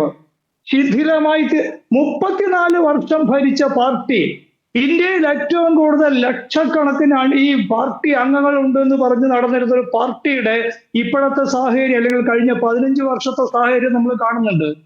ഇത് തന്നെയാണ് കേരളത്തിലെയും പ്രശ്നം. കേരളത്തിൽ വെച്ചാൽ ഇതിനെ ഒരു ബംഗാൾ സിൻഡ്രോം നമ്മൾ വിശേഷിപ്പിക്കുകയാണെങ്കിൽ നമ്മൾ അങ്ങ് ജയിച്ചുകൊണ്ടേ ഇരിക്കുമെന്നാണ് ഈ CPM വിചാരിക്കുന്നത്, അതിന്റെ നേതാക്കന്മാർ വിചാരിക്കുന്നത്. 2016 ജയിച്ചതിന്റെ കഥയൊക്കെ നമുക്ക് 2016 പിണറായി വിജയനാണോ ജയിച്ചത്? അതെങ്കിലും മനസ്സിലാവേണ്ടേ ഈ പാർട്ടിക്ക്. VS അച്യുതാനന്ദൻ എന്ന് പറയുന്ന കഴിഞ്ഞ ഒരു കാൽ നൂറ്റാണ്ടിലധികം കാലത്തെ നമ്മൾ കണ്ടിട്ടുള്ള കേരള രാഷ്ട്രീയത്തെ വളരെ ക്ലോസ് ആയിട്ട് നോക്കുന്ന ആളുകളുടെ മുമ്പിൽ കഴിഞ്ഞ ഒരു 3 പതിറ്റാണ്ടിനിടയിൽ നമ്മൾ കണ്ടിട്ടുള്ള ഏറ്റവും ജനകീയനായിട്ടുള്ള രാഷ്ട്രീയ നേതാവ് VS അച്യുതാനന്ദനാണ്. 96 അദ്ദേഹം ഈ മാരാരിക്കുളത്ത് തോറ്റിട്ട് പോലും അദ്ദേഹം മടങ്ങി വന്ന വരവ് നമ്മൾ കണ്ടതാണ്. അതാണ് CPM-കാർക്ക് പഠിക്കാൻ ഒരു പാഠം അതാണെന്നാണ് ഞാൻ പറയാ. ഈ മണ്ടന്മാരായിട്ടുള്ള CPM നേതാക്കന്മാർക്ക് എനിക്ക് അവരെ കുറിച്ച് അതിനപ്പുറം ഒരു മതിപ്പുമില്ല. ഈ മണ്ടന്മാർക്ക് പഠിക്കാനുള്ള ഒരു വലിയ ഉദാഹരണം VS അച്യുതാനന്ദന്റെ ജീവിതമാണ്. 96 മുഖ്യമന്ത്രിയാവാൻ വേണ്ടി മത്സരിച്ചിട്ട് സ്വന്തം പാർട്ടി ജയിക്കുകയും മുന്നണി ജയിക്കുകയും താൻ തോൽക്കുകയും ചെയ്ത സ്ഥലത്ത് നിന്ന് അച്യുതാനന്ദൻ മടങ്ങി വന്നൊരു വരവുണ്ട് കേരള രാഷ്ട്രീയത്തിലേക്ക്. എങ്ങനെയാണ് അദ്ദേഹം മടങ്ങി വന്നത്? അദ്ദേഹം അതുവരെ ഉണ്ടായിരുന്നു, എനിക്കറിയാം, എനിക്ക് അദ്ദേഹത്തെ 87 കാലം മുതൽ അറിയാവുന്ന ഒരാളായിരുന്നു അദ്ദേഹത്തെ. കുറച്ച് വൈകിയാണ് എനിക്ക് ഈ പറയുന്ന ഇപ്പോഴും ഇത് കൊണ്ടു നടക്കുന്ന പല കഥാപാത്രങ്ങളെയും അതിനൊക്കെ 70കളിൽ അറിയുന്നതാണ്. പക്ഷെ ഇദ്ദേഹത്തെ കുറച്ച് വൈകിയാണ് പരിചയപ്പെട്ടത്. അദ്ദേഹം ജനപിന്തുണയിലാണ് മടങ്ങി വരുന്നത്. ജനങ്ങൾ എന്ന് പറയുന്ന ഒരു സംഗതിയുണ്ട്. അതാണ് ജനാധിപത്യത്തിൽ മാത്രമല്ല, നിങ്ങൾ വിപ്ലവം ഉണ്ടാക്കാൻ പുറപ്പെടുകയാണെങ്കിലും നിങ്ങൾക്ക് ജനങ്ങളുടെ പിന്തുണ വേണം. അപ്പൊ ജനങ്ങൾ എന്ന് പറയുന്നത് കടലാസിൽ എഴുതുന്ന, ഒരു പക്ഷെ ഞാനും നിങ്ങൾ ഈ ടെലിവിഷന്റെ പ്രേക്ഷകരായി കാണുന്നതല്ല. ജനങ്ങൾ എന്ന് പറയുന്ന ഒരു എൻറ്റിറ്റി ഉണ്ട്, അതിനൊരു ചരിത്രമുണ്ട്, അതിനൊരു വർത്തമാനമുണ്ട്, അതിനൊരു ഭാവി ഉണ്ടാവുകയും ചെയ്യും. അതിനെ കൂട്ടിപ്പിടിച്ചിട്ടാണ്. അപ്പൊ എന്താ ചെയ്യേണ്ടത്? അവരുടെ ഏറ്റവും ജനകീയമായ, അവരുടെ ജീവിതത്തിലെ ഏറ്റവും വെല്ലുവിളി നിറഞ്ഞ പ്രശ്നങ്ങളുടെ മുഴുവൻ നേതാവായി തീരുകയാണ് VS ചെയ്യുന്നത്. അങ്ങനെ മടങ്ങി വന്നിട്ടാണ് അദ്ദേഹം 2006 തന്റെ പാർട്ടി, ഡൽഹി തമ്പുരന്മാരുടെ കാര്യം ഞാൻ പറഞ്ഞല്ലോ, സുഖമായി ജീവിക്കുന്ന ഡൽഹിയിലെ തമ്പുരന്മാർക്ക് അച്യുതാനന്ദൻ മത്സരിക്കണമെന്ന് തോന്നിയില്ല. കാരണം അച്യുതാനന്ദൻ വയസ്സനായി എന്നാണ് കണ്ടെത്തിയ കാര്യം. ഈ പറയുന്ന 2001, 2006 പ്രതിപക്ഷ നേതാവിനെ നമ്മളൊക്കെ കണ്ടതല്ലേ. സ്മൃതിയൊക്കെ അന്ന് പത്രക്കാരിയാണല്ലോ, അന്ന് മുതലേ നമ്മൾ സംസാരിക്കുന്നതാണ്. അപ്പോ അദ്ദേഹം ഈ പറയുന്ന ചെയ്ത പണികളൊക്കെ, എന്നിട്ട് അദ്ദേഹത്തിന് സ്ഥാനാർത്ഥി നിശ്ചയിച്ചു. പക്ഷെ അദ്ദേഹത്തെ സ്ഥാനാർത്ഥിയാക്കി കേരളത്തിലെ മനുഷ്യര്. അതാണ് 20 കൊല്ലം മുമ്പുള്ള കാര്യമാണ് ഞാൻ പറഞ്ഞത്. അപ്പൊ അങ്ങനെയാണ് രാഷ്ട്രീയത്തിൽ നിങ്ങൾ നിലനിൽക്കാൻ ആഗ്രഹിക്കുന്നുണ്ടെങ്കിൽ, കമ്മ്യൂണിസ്റ്റ് പാർട്ടിയല്ല, നിങ്ങൾ ഒരു ലിബറൽ പാർട്ടി ആയിട്ട് നിലനിൽക്കാൻ ആഗ്രഹിക്കുന്നുണ്ടെങ്കിൽ പോലും നിങ്ങൾ ജനങ്ങളുടെ പിന്തുണയിലാണ് തിരിച്ചു വരേണ്ടത്, ജനങ്ങളുടെ പ്രശ്നം എടുത്തിട്ടാണ്. പക്ഷേ അതിനുള്ള ശേഷി VS-ന്റെ ജീവിതത്തിൽ പഠിക്കാൻ കഴിയും. പിന്നെ VS മരിക്കുമ്പോൾ നമ്മൾ കണ്ടതാണ്, കേരളം ഒന്നിച്ചു കരഞ്ഞതാണ്. VS-നോളം ജനപിന്തുണ, VS-ന്റെ സമീപത്തെത്താവുന്ന ജനപിന്തുണയുള്ള വേറൊരു നേതാവ് ഈ പറയുന്ന OC നാളുകളൊക്കെ വിളിച്ചിരുന്ന ഉമ്മൻചാണ്ടി മാത്രമേ ഉണ്ടായിട്ടുള്ളൂ. അതെക്കാൾ കവിഞ്ഞ ജനപിന്തുണ ഉണ്ടായിരുന്നു VS-ന്. VS-ന്റെ മരണത്തിലൊക്കെ നമ്മൾ കണ്ടതല്ലേ. അപ്പൊ ഞാൻ ഒറ്റ കാര്യം കൂട്ടിച്ചേർക്കാൻ ആഗ്രഹിക്കുന്നത്, അപ്പോ ഈ എങ്ങനെയാണ് ഒരു തോൽവിയെ നേരിടണമെന്ന് അറിയാത്തൊരു പാർട്ടിയാണ് ആ പാർട്ടി. ബംഗാളിലും ത്രിപുരയിലും ആ പാർട്ടിക്ക് സംഭവിച്ചത്, ആ പാർട്ടി ശിഥിലീകരിക്കപ്പെടുക എന്നുള്ളതാണ്. ഈ പ്രവണതയാണ് കേരളത്തിലെ പാർട്ടിയിൽ ഇപ്പോൾ ഉണ്ടായിക്കൊണ്ടിരിക്കുന്നത്. എഴുതി വെച്ചോ. ഈ പ്രവണതയാണ് കേരള CPM-ന്റെ ഘടകത്തിൽ. തീർച്ചയായിട്ടും CPM-ന് വലിയ താല്പര്യമുള്ള അനവധി ആളുകളുണ്ടാകും. പക്ഷെ വസ്തുതകൾക്കും സത്യത്തിനും ബദലില്ല. അതുകൊണ്ടാണല്ലോ ജയിക്കും. കാരണം ഞാൻ സംസാരിച്ച CPM-ന്റെ ആളുകളൊക്കെ വോട്ട് കഴിഞ്ഞിട്ടും പറയുന്നത് ജയിക്കും എന്നാണ്. എന്തിന്റെ പേരില് എങ്ങനെ ജയിക്കാനാണ്? തങ്ങൾ എന്താ ചെയ്തുകൊണ്ടിരുന്നത് കഴിഞ്ഞ 5 വർഷം നിങ്ങൾക്ക് തോന്നണ്ടേ? ഒരു തരത്തിലുള്ള ആത്മപരിശോധനയില്ലാത്ത പാർട്ടിയും നേതാക്കന്മാരും അവർ തോറ്റപ്പോഴെന്താ ഉണ്ടാകുന്നത്? ഒരു ബംഗാൾ സിറ്റുവേഷൻ വരികയാണ് കേരളത്തിൽ. ഒരു സംശയമില്ല എനിക്ക്. പക്ഷേ ബംഗാൾ സിറ്റുവേഷൻ വരുന്നു എന്ന് പറയുമ്പോൾ ആത്യന്തികമായി വിജയിക്കുന്നത് BJP ആണ് എന്നുള്ളത് നമ്മുടെ മുന്നിലുള്ള യാഥാർത്ഥ്യമാണ്. ഇപ്പോൾ എങ്ങനെയാണ് ഈ പാർട്ടിക്ക് സർവൈവ് ചെയ്യാൻ കഴിയുക എന്നൊരു പ്രധാനപ്പെട്ട വിഷയമുണ്ടല്ലോ. അതിൽ CPM-നെ മാത്രം കുറ്റപ്പെടുത്തുന്നതുകൊണ്ട് അർത്ഥമുണ്ടോ? അപ്പോൾ ദേശീയ തലത്തിലെ കാര്യങ്ങൾ കൂടി പറഞ്ഞുകൊണ്ടാണ് ഞാൻ പറയുന്നത്. പലപ്പോഴും പല വിഷയങ്ങളും ഉന്നയിക്കുന്ന CPM നേതാക്കളാണ്. അങ്ങീ പറയുന്നത് സുഖിമാന്മാരായി കഴിയുന്നു എന്ന് പറയുന്ന കേന്ദ്ര നേതൃത്വത്തെ അങ്ങനെ അടച്ച് ആ രൂപത്തിൽ ആക്ഷേപിക്കാൻ നമുക്ക് കഴിയുമോ? അങ്ങനെ ഒരു സാമ്പത്തിക സ്ഥിതി അങ്ങ് പറയുന്ന പോലെ ഭരണത്തിലിരിക്കുന്ന സംസ്ഥാനത്തിനെ ഊറ്റി ജീവിക്കുന്നു എന്ന് പറയുമ്പോൾ അത്ര ഒരു സാമ്പത്തികമായ ഒരു ദാരിദ്ര്യാവസ്ഥ ഈ പാർട്ടിക്ക് ഇല്ല എന്നുള്ള യാഥാർത്ഥ്യം കൂടി അങ്ങേക്ക് അറിയാം. ഞാൻ പറയുന്നത്, നിങ്ങൾ BJPക്ക് വഴിവെട്ടുന്നത് എന്തുകൊണ്ടാണ്? തോൽക്കാനുള്ളൊരു സന്നദ്ധതയിൽ നിന്ന്. ഞാനതാണ് VS-ന്റെ ഉദാഹരണം പറഞ്ഞത്. തിരിച്ചു വരണം എന്നാഗ്രഹം. തീർച്ചയായിട്ടും കേരളത്തിലൊക്കെ ഈ പറയുന്ന ഇപ്പോഴത്തെ കോൺഗ്രസ് UDF-ന്റെയും കോൺഗ്രസ് ഗവൺമെന്റും ഒക്കെ നിരവധിയായ പ്രശ്നങ്ങൾ സൃഷ്ടിക്കും നമുക്കറിയാവുന്നതാണ്. നമുക്കറിയുന്ന പാർട്ടിയാണല്ലോ കോൺഗ്രസ്, ഈ പറയുന്ന ഈ UDF എന്നൊക്കെ പറയുന്നത്. അതിന് നിങ്ങൾക്ക് ജനസമക്ഷം കൊണ്ടുവന്നിട്ട് അതൊരു ജനങ്ങൾക്കകത്ത് ഒരു പ്രശ്നമാക്കി തീർത്തിട്ട് അങ്ങനെ ഒരു ജനപിന്തുണയിൽ ഉയർന്നു വരണമെങ്കിൽ, അതാണ് ഞാൻ പറഞ്ഞത്. നിങ്ങൾ 96 മുതൽ 2006 വരെ VS അച്യുതാനന്ദൻ എന്ന് പറയുന്ന ഒരു ഒറ്റ മനുഷ്യൻ കേരളത്തിൽ എങ്ങനെയാണ് ജനങ്ങളുടെ പ്രധാനപ്പെട്ട ശബ്ദമായി തീർന്നതെന്ന് പഠിച്ചാൽ മാത്രം മതി. പക്ഷേ അത് സാധിക്കുമോ? അവിടെയാണ് എന്റെ പ്രശ്നം. BJP വളരുന്നുണ്ട്, ബംഗാളിൽ വളർന്നു, ഇവിടെയും തീർച്ചയായിട്ടും BJP വളരുമ്പോൾ ഏത് സ്ഥലത്തു നിന്നാണ് BJP-യിലേക്ക് ആള് പോവുക എന്നുള്ള കാര്യത്തിൽ KK രാഗേഷ് കഴിഞ്ഞ ആഴ്ച പരസ്യമായി പ്രസംഗിച്ചല്ലേ കഴിഞ്ഞ മാസം. ഞങ്ങളുടെ പാർട്ടിയിൽ നിന്നാണ് CPM ഈ BJP-യിലേക്ക് ആൾ. അങ്ങനെയുള്ള നേതാക്കന്മാര് നിങ്ങൾ ആലോചിച്ച് നോക്കൂ. കണ്ണൂർ പാർട്ടിയുടെ സെക്രട്ടറി ആയിട്ട് ഒരാൾ വന്നിരിക്കുന്നു, ഒരാൾ അവരോധിക്കപ്പെട്ടിരിക്കുന്നു. അയാൾ ഈ പാർട്ടി അണികൾക്കും ഈ പറയുന്ന താഴെത്തട്ട് നേതാക്കന്മാർക്കും ആർക്കും വേണ്ട. അദ്ദേഹം പരസ്യമായിട്ട് മൈക്കെടുത്ത് പ്രസംഗിക്കുകയാണ്, ഞങ്ങളെ പാർട്ടി തകർന്നു കഴിഞ്ഞാൽ BJP ആണ് വളരുക എന്ന് പറയാണ്. എങ്ങനെ അങ്ങനെ ഒരു ആശയം പറയാൻ ഈ ആൾ? അതാണ് ഞാൻ പറഞ്ഞത്. ഞാൻ അതാണ് നീണ്ട് പറയുന്നില്ല. ഞാൻ ഒരു തോൽവിയുടെ സന്ദർഭത്തെ, ഒരു ഇലക്ഷൻ തോൽവിയുടെ സന്ദർഭത്തെ എങ്ങനെയാണ് ക്രിയാത്മകമായി നേരിടേണ്ടതെന്ന് പഠിച്ചിട്ടില്ലാത്ത ഒരു കേന്ദ്ര നേതൃത്വവും സംസ്ഥാന നേതൃത്വവും ഉണ്ടാക്കുന്ന പ്രതിസന്ധികളാണ്. ശരി, പുറത്തേക്ക് ഏതായാലും അങ്ങനെ പഠിച്ചതായി തോന്നിക്കുന്ന പ്രതികരണങ്ങൾ നമ്മുടെ മുന്നിലില്ല എന്നൊരു യാഥാർത്ഥ്യമുണ്ട്. ശരിയാണ്. ശ്രീ NM പിയേഴ്സൺ, ഇപ്പോൾ കേന്ദ്ര കമ്മിറ്റി നേരത്തെ ഉദ്ദേശിച്ചതിലും നേരത്തെ ചേരുന്നുണ്ട്. സാഹചര്യത്തിന്റെ ഗൗരവം ഉൾക്കൊണ്ടുകൊണ്ട് തന്നെയാണ് ഈ യോഗം ചേരുന്നതെന്നാണ് മനസ്സിലാക്കുന്നത്. 3 ദിവസത്തെ കേന്ദ്ര കമ്മിറ്റി യോഗമാണ്. അതിൽ വലിയ നേതൃമാറ്റം എന്ന വലിയ തീരുമാനങ്ങളിലേക്ക് പോകില്ലായിരിക്കാം. പക്ഷേ ചില കാര്യങ്ങൾ അവിടെ ചർച്ച ചെയ്യപ്പെടുന്നു എന്നതിൻ്റെ സൂചനകൾ തന്നെയല്ലേ നമ്മുടെ മുന്നിലുള്ളത്. നേതൃത്വത്തിന് പിഴവ് പറ്റി എന്ന വിലയിരുത്തൽ കേന്ദ്ര കമ്മിറ്റിക്കുണ്ട്, അല്ലെങ്കിൽ കേന്ദ്ര നേതൃത്വത്തിനുണ്ട് എന്നല്ലേ നമ്മൾ മനസ്സിലാക്കേണ്ടത്. ആ നേതൃത്വത്തിൻ്റെ പിഴവ്, താഴെത്തട്ടിൽ മുതൽ ചൂണ്ടിക്കാണിച്ച പിഴവ് ഇവിടത്തെ സംസ്ഥാന കമ്മിറ്റിയുടെ അവലോകന റിപ്പോർട്ടിൽ വന്നില്ല എന്നതും കേന്ദ്ര കമ്മിറ്റിയുടെ വിമർശനമായി വന്നതാണ്.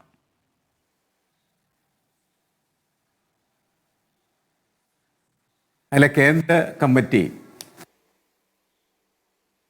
രേഖപ്പെടുത്തി എന്നുള്ള കാര്യത്തിൽ തർക്കമില്ല. അങ്ങനെ രേഖപ്പെടുത്തിയ കാര്യങ്ങൾ നടപ്പിലാക്കാനായിട്ട് കേന്ദ്ര കമ്മിറ്റിക്ക് ഉള്ള കാര്യക്ഷമത അതെത്രമാത്രമുണ്ട് എന്നുള്ളതാണ് നമ്മൾ ചർച്ച ചെയ്യുന്ന വിഷയത്തിന് പ്രസക്തമായി തീരുന്നത്. എല്ലാവർക്കും അറിയാവുന്നൊരു കാര്യമാണ് എന്തുകൊണ്ട് തോറ്റു എന്നുള്ളത്. അത് വളരെ ലളിതമാണ്. അധികാരത്തിലെത്തുന്ന സമയത്ത് കാണിക്കുന്ന ധാർഷ്ട്യം. നേരത്തെയും തോറ്റപ്പോൾ ധാർഷ്ട്യമായിരുന്നു പ്രധാനപ്പെട്ട. ധാർഷ്ട്യം, അഹങ്കാരം. ഒരു പിണറായിയാണ് കേരളത്തിൻ്റെ മുഖ്യമന്ത്രി എന്നുള്ളത് ശരിയാണെങ്കിലും ആ പിണറായി കേരളത്തിലെ അങ്ങോളം ഇങ്ങോളം കൊച്ചു കൊച്ചു പിണറായിമാരെ നിർമ്മിച്ചിരുന്നു. ലോക്കൽ കമ്മിറ്റി സെക്രട്ടറി ഒരു പിണറായിയാണ്, ഏരിയ കമ്മിറ്റി സെക്രട്ടറി മറ്റൊരു പിണറായിയാണ്, ജില്ലാ കമ്മിറ്റി സെക്രട്ടറി മറ്റൊരു പിണറായിയാണ്. അങ്ങനെ പാർട്ടി നേതാക്കളൊക്കെ എങ്ങനെ പിണറായി ആകണം എന്ന് പഠിച്ച കാലമാണ് നമ്മളുടെ മുന്നിലുള്ളത്. ഇതാണ് ഏറ്റവും ഗൗരവപരമായ പ്രശ്നം എന്ന് പറയുന്നത്. മുൻപ് ഇതിൽ നിന്ന് വ്യത്യസ്തമായിട്ടുള്ള സമീപനങ്ങൾ എടുക്കാൻ കഴിഞ്ഞിരുന്നത് എന്തുകൊണ്ടെന്ന് ചോദിച്ചാൽ അത് വിലയിരുത്താനും അതിനനുസരിച്ച് പ്രവർത്തിക്കാനും പറ്റുന്ന തരത്തിലേക്ക് പാർട്ടിക്ക് മാറാൻ കഴിഞ്ഞു. ഇപ്പോൾ ഞാൻ പാർട്ടിയുടെ ഒരു പ്രവർത്തകനാണെങ്കിൽ എന്നെ സംബന്ധിച്ചിടത്തോളം ഏറ്റവും പ്രധാനപ്പെട്ട കാര്യം എന്തിനാണ് ഞാൻ പാർട്ടി പ്രവർത്തിക്കുന്നത് എന്ന ചോദ്യമാണ്. ഞാൻ പാർട്ടിക്ക് വേണ്ടി പ്രവർത്തിക്കുന്നത് പാർട്ടി മുന്നോട്ട് വെക്കുന്ന ഒരു പ്രത്യയ ശാസ്ത്രത്തെ സാക്ഷാത്കരിക്കുന്നതിന് പാർട്ടി പ്രവർത്തിക്കുന്നു. അതുകൊണ്ട് ഞാൻ എൻ്റെ ജീവൻ തന്നെ അതിനു വേണ്ടി സമർപ്പിക്കാനായിട്ട് തയ്യാറാവും. ആ മനോഭാവം കുറെ കാലമായിട്ട് കേരള പാർട്ടിയിൽ നഷ്ടപ്പെട്ടത് എങ്ങനെ എന്ന് ചോദിച്ചാൽ 2 ക്ലാസ് ഓഫ് പീപ്പിളാണ് ഈ പാർട്ടിക്കകത്ത് വളർന്നു വന്നത്. ഒന്ന്, അധികാരത്തിൻ്റെ ഭാഗമായി നിൽക്കുന്നതായിട്ടുള്ള അധികാരത്തിൻ്റെ ഭാഗമായി മാത്രം പ്രവർത്തിക്കുന്നതായിട്ടുള്ള ഒരു വർഗം, നമ്മൾ നേരത്തെ പലയിടങ്ങളിലൊക്കെ കേട്ടിട്ടുള്ള സാധനമാണ്. അധികാരി വർഗം പാർട്ടിക്കകത്തുണ്ടാകുന്നു, അതേപോലെ തന്നെ പാർട്ടിക്കകത്തൊരു കീഴാള വർഗം ഉണ്ടാകും. കീഴാള വർഗത്തിന് ഒരു കാര്യത്തിലും പങ്കാളിത്തമില്ല, അവരുടെ അഭിപ്രായങ്ങൾ ഒരു കാരണവശാലും പരിഗണിക്കപ്പെടുന്നില്ല. എല്ലാം നമ്മളുടെ അധികാരി വർഗം ആണ് തീരുമാനിക്കുന്നത്. ആ തീരുമാനം അത് മാർക്സിസ്റ്റ് വിരുദ്ധമാണ്, ഇടതുപക്ഷ വിരുദ്ധമാണ്, ജനവിരുദ്ധമാണ്. ആ തീരുമാനങ്ങൾ സമൂഹത്തിൽ നടപ്പിലാക്കാനായിട്ട് ശ്രമിക്കുമ്പോൾ സമൂഹം എന്ത് ചെയ്യും? അതിനെ പ്രതിരോധിക്കും. അതാണ് കേരളത്തിൽ സംഭവിച്ചത്. കേരളത്തിൽ അത് സംഭവിക്കുമ്പോൾ അതിൻ്റെ കൂടെ ഇടതുപക്ഷ മനസ്സുള്ള വലിയ ഒരു ജനസമൂഹമുണ്ട് എന്നുള്ള കാര്യം നമ്മൾ തിരിച്ചറിയേണ്ടതാണ്. ആ ജനസമൂഹത്തിൻ്റെ വ്യാപ്തി കുറേ കാലമായിട്ട് വർദ്ധിക്കുന്നു എന്നാണ് ഞാൻ മനസ്സിലാക്കുന്നത്. അത് ഇടതുപക്ഷത്തിൽ മാത്രമല്ല, മറ്റു പാർട്ടികളുടെ കാര്യത്തിലും ഇതൊക്കെ തന്നെയാണ്. അതായത് അധികാരത്തിലിരിക്കുന്ന ഒരു പാർട്ടിയെ പറഞ്ഞു വിടാനായിട്ടുള്ള ശക്തി നേടാൻ പറ്റുന്ന തരത്തിൽ ജനങ്ങളുടെ ഒരു മനസ്സ് വികസിച്ചിട്ടുണ്ട് എന്നുള്ള കാര്യം നമ്മൾ മനസ്സിലാക്കേണ്ടതാണ്. മുൻകാലങ്ങളിൽ അങ്ങനെയല്ല.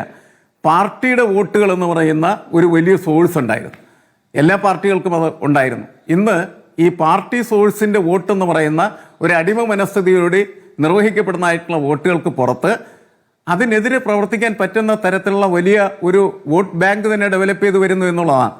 അങ്ങനെ ഡെവലപ്പ് ചെയ്ത് വരുന്ന ഒരു സമൂഹത്തെ അഭിസംബോധന ചെയ്യാനായിട്ട് CPM-നെ സംബന്ധിച്ചിടത്തോളം അതിനാവശ്യമായ സർഗാത്മകതയില്ല എന്നുള്ളതാണ്.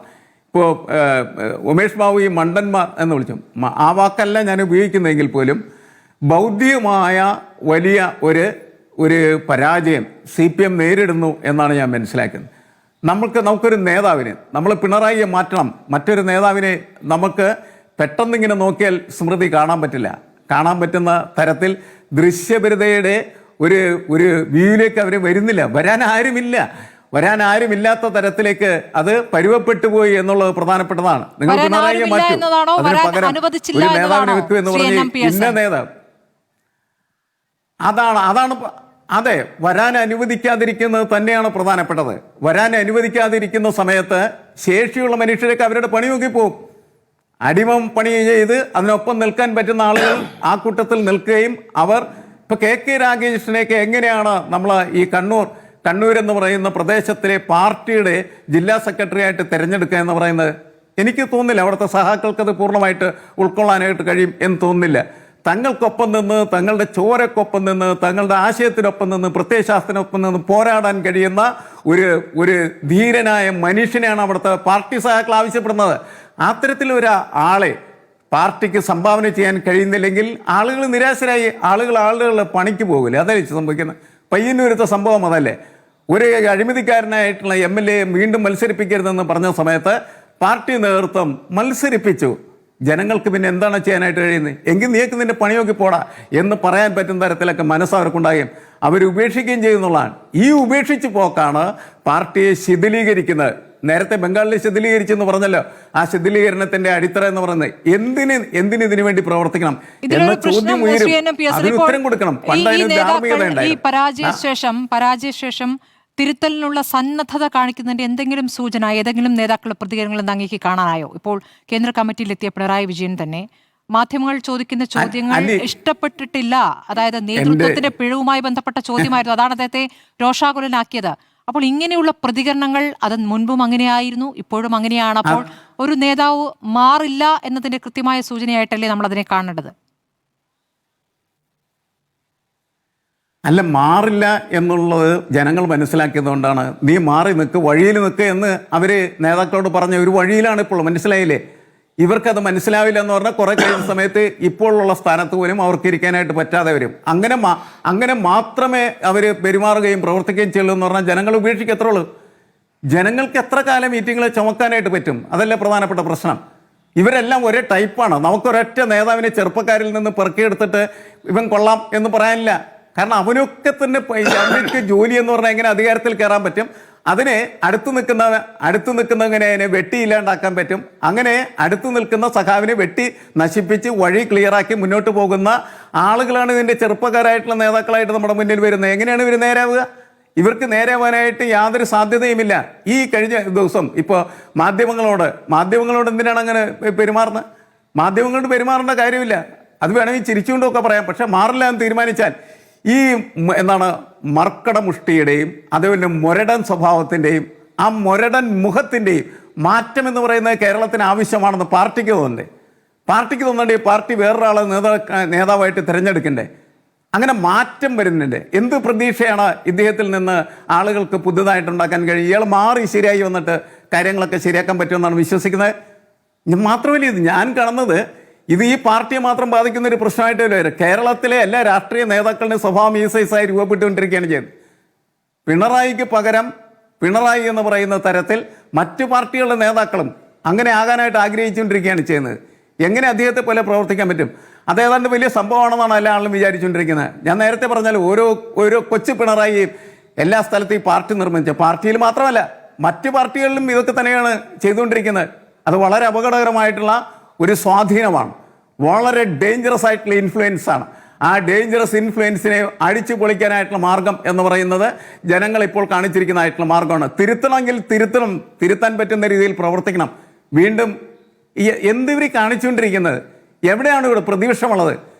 എന്താ ഇവർ പരസ്പരം അങ്ങോട്ടും ഇങ്ങോട്ടും തല്ലുപിടിച്ചാൽ മാത്രമാണ്? CPI എവിടെ? CPIM തമ്മിൽ തർക്കമുണ്ടാക്കി കഴിഞ്ഞാൽ മാത്രമാണ് മുന്നേറ്റം ഉണ്ടാക്കാനായിട്ട് കഴിയുള്ളൂ.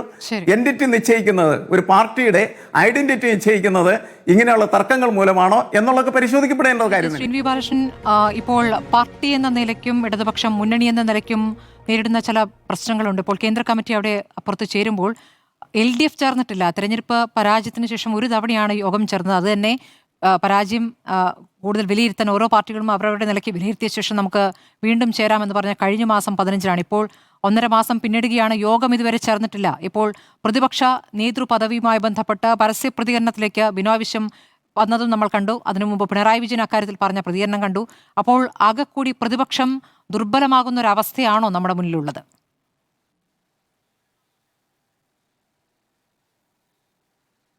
തീർച്ചയായും സ്മൃതി, അതാണ് സംഭവിച്ചുകൊണ്ടിരിക്കുന്നത്. നമ്മളതിനെ കേവലം ഇപ്പോൾ ഉണ്ടാകുന്ന ഒരു തകർച്ചയുടെ ഭാഗമായി കാണേണ്ട എന്നാണ് ഞാൻ കരുതുന്നത്. ഇത് തുടർച്ചയായി സംഭവിച്ചുകൊണ്ടിരിക്കുന്ന ഒരു പ്രോസസ്സിന്റെ ഭാഗമാണ്. അതാണ് ഇപ്പോൾ സംഭവിച്ചുകൊണ്ടിരിക്കുന്നത്. നിങ്ങൾ ഒരൊറ്റ കാര്യം ഒരു ഉദാഹരണമായിട്ട് എടുത്തു നോക്കിയാൽ, ഈ കണ്ണൂരിലെ രക്തസാക്ഷി ധനരാജിന്റെ ഫണ്ട് വെട്ടിച്ചുമായിട്ട് ബന്ധപ്പെട്ടാണല്ലോ വലിയ ചർച്ചയൊക്കെ വന്നത്.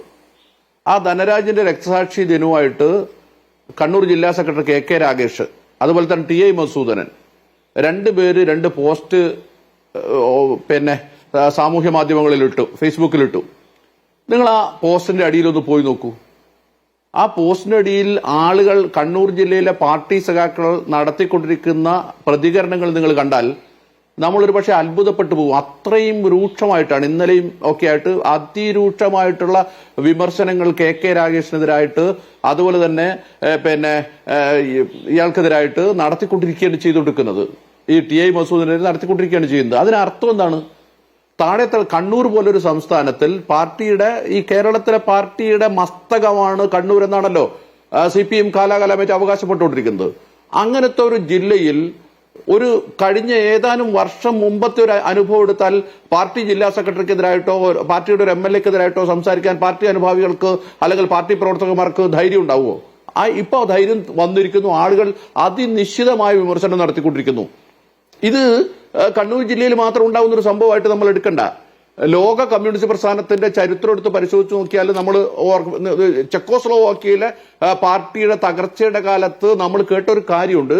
അവിടുത്തെ പാർട്ടി നേതാവായിരുന്ന സിഷസ്ക്യൂവിന്റെ ഒരു പാർട്ടി കോൺഗ്രസ് നടക്കുമ്പോൾ ആളുകൾ എരച്ചു കയറി വന്നിട്ട് ഇദ്ദേഹം മഹാനാണ്, ഇദ്ദേഹമാണ് ലോകത്തിനെ തന്നെ രക്ഷിച്ചുകൊണ്ടിരിക്കുന്നത്, കാരണഭൂതൻ എന്ന് പിണറായി വിജയനെ സ്തുതിച്ചതുപോലുള്ള വലിയ സ്തുതികളുമായിട്ട് വലിയ കൂട്ടം ജനങ്ങൾ വരികയാണ്.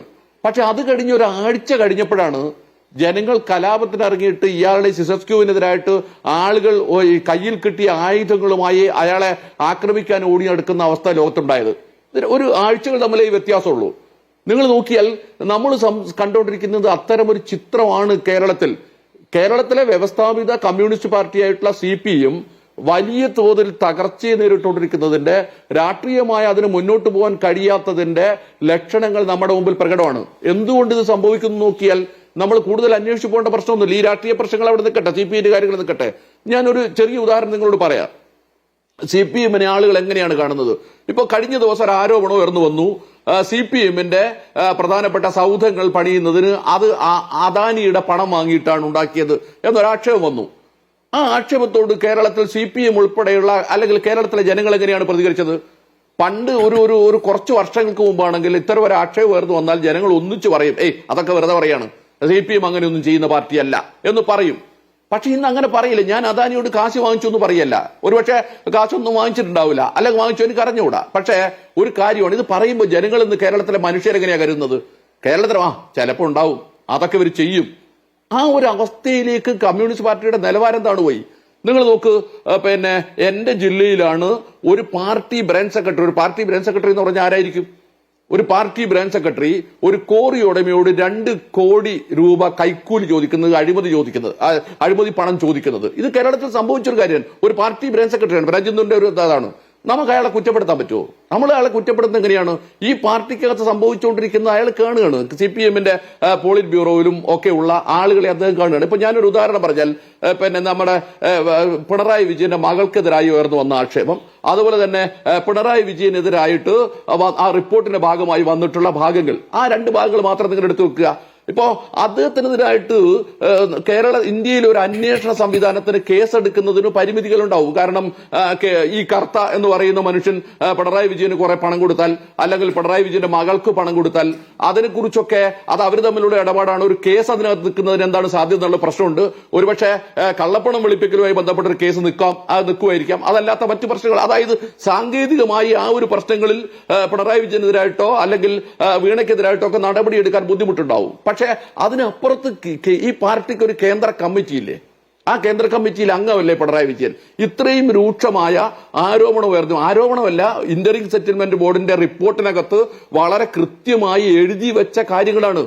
CPM-ന്റെ പോളിറ്റ് ബ്യൂറോ മെമ്പർക്കെതിരായിട്ട് ഇത് major portion was given to PV എന്നതിനകത്ത് എഴുതി വെച്ചിട്ടുണ്ട്. 182 കോടി രൂപയോ മറ്റോ ആണ് രാഷ്ട്രീയ പാർട്ടി നേതാക്കന്മാർക്ക് കൊടുത്തത്.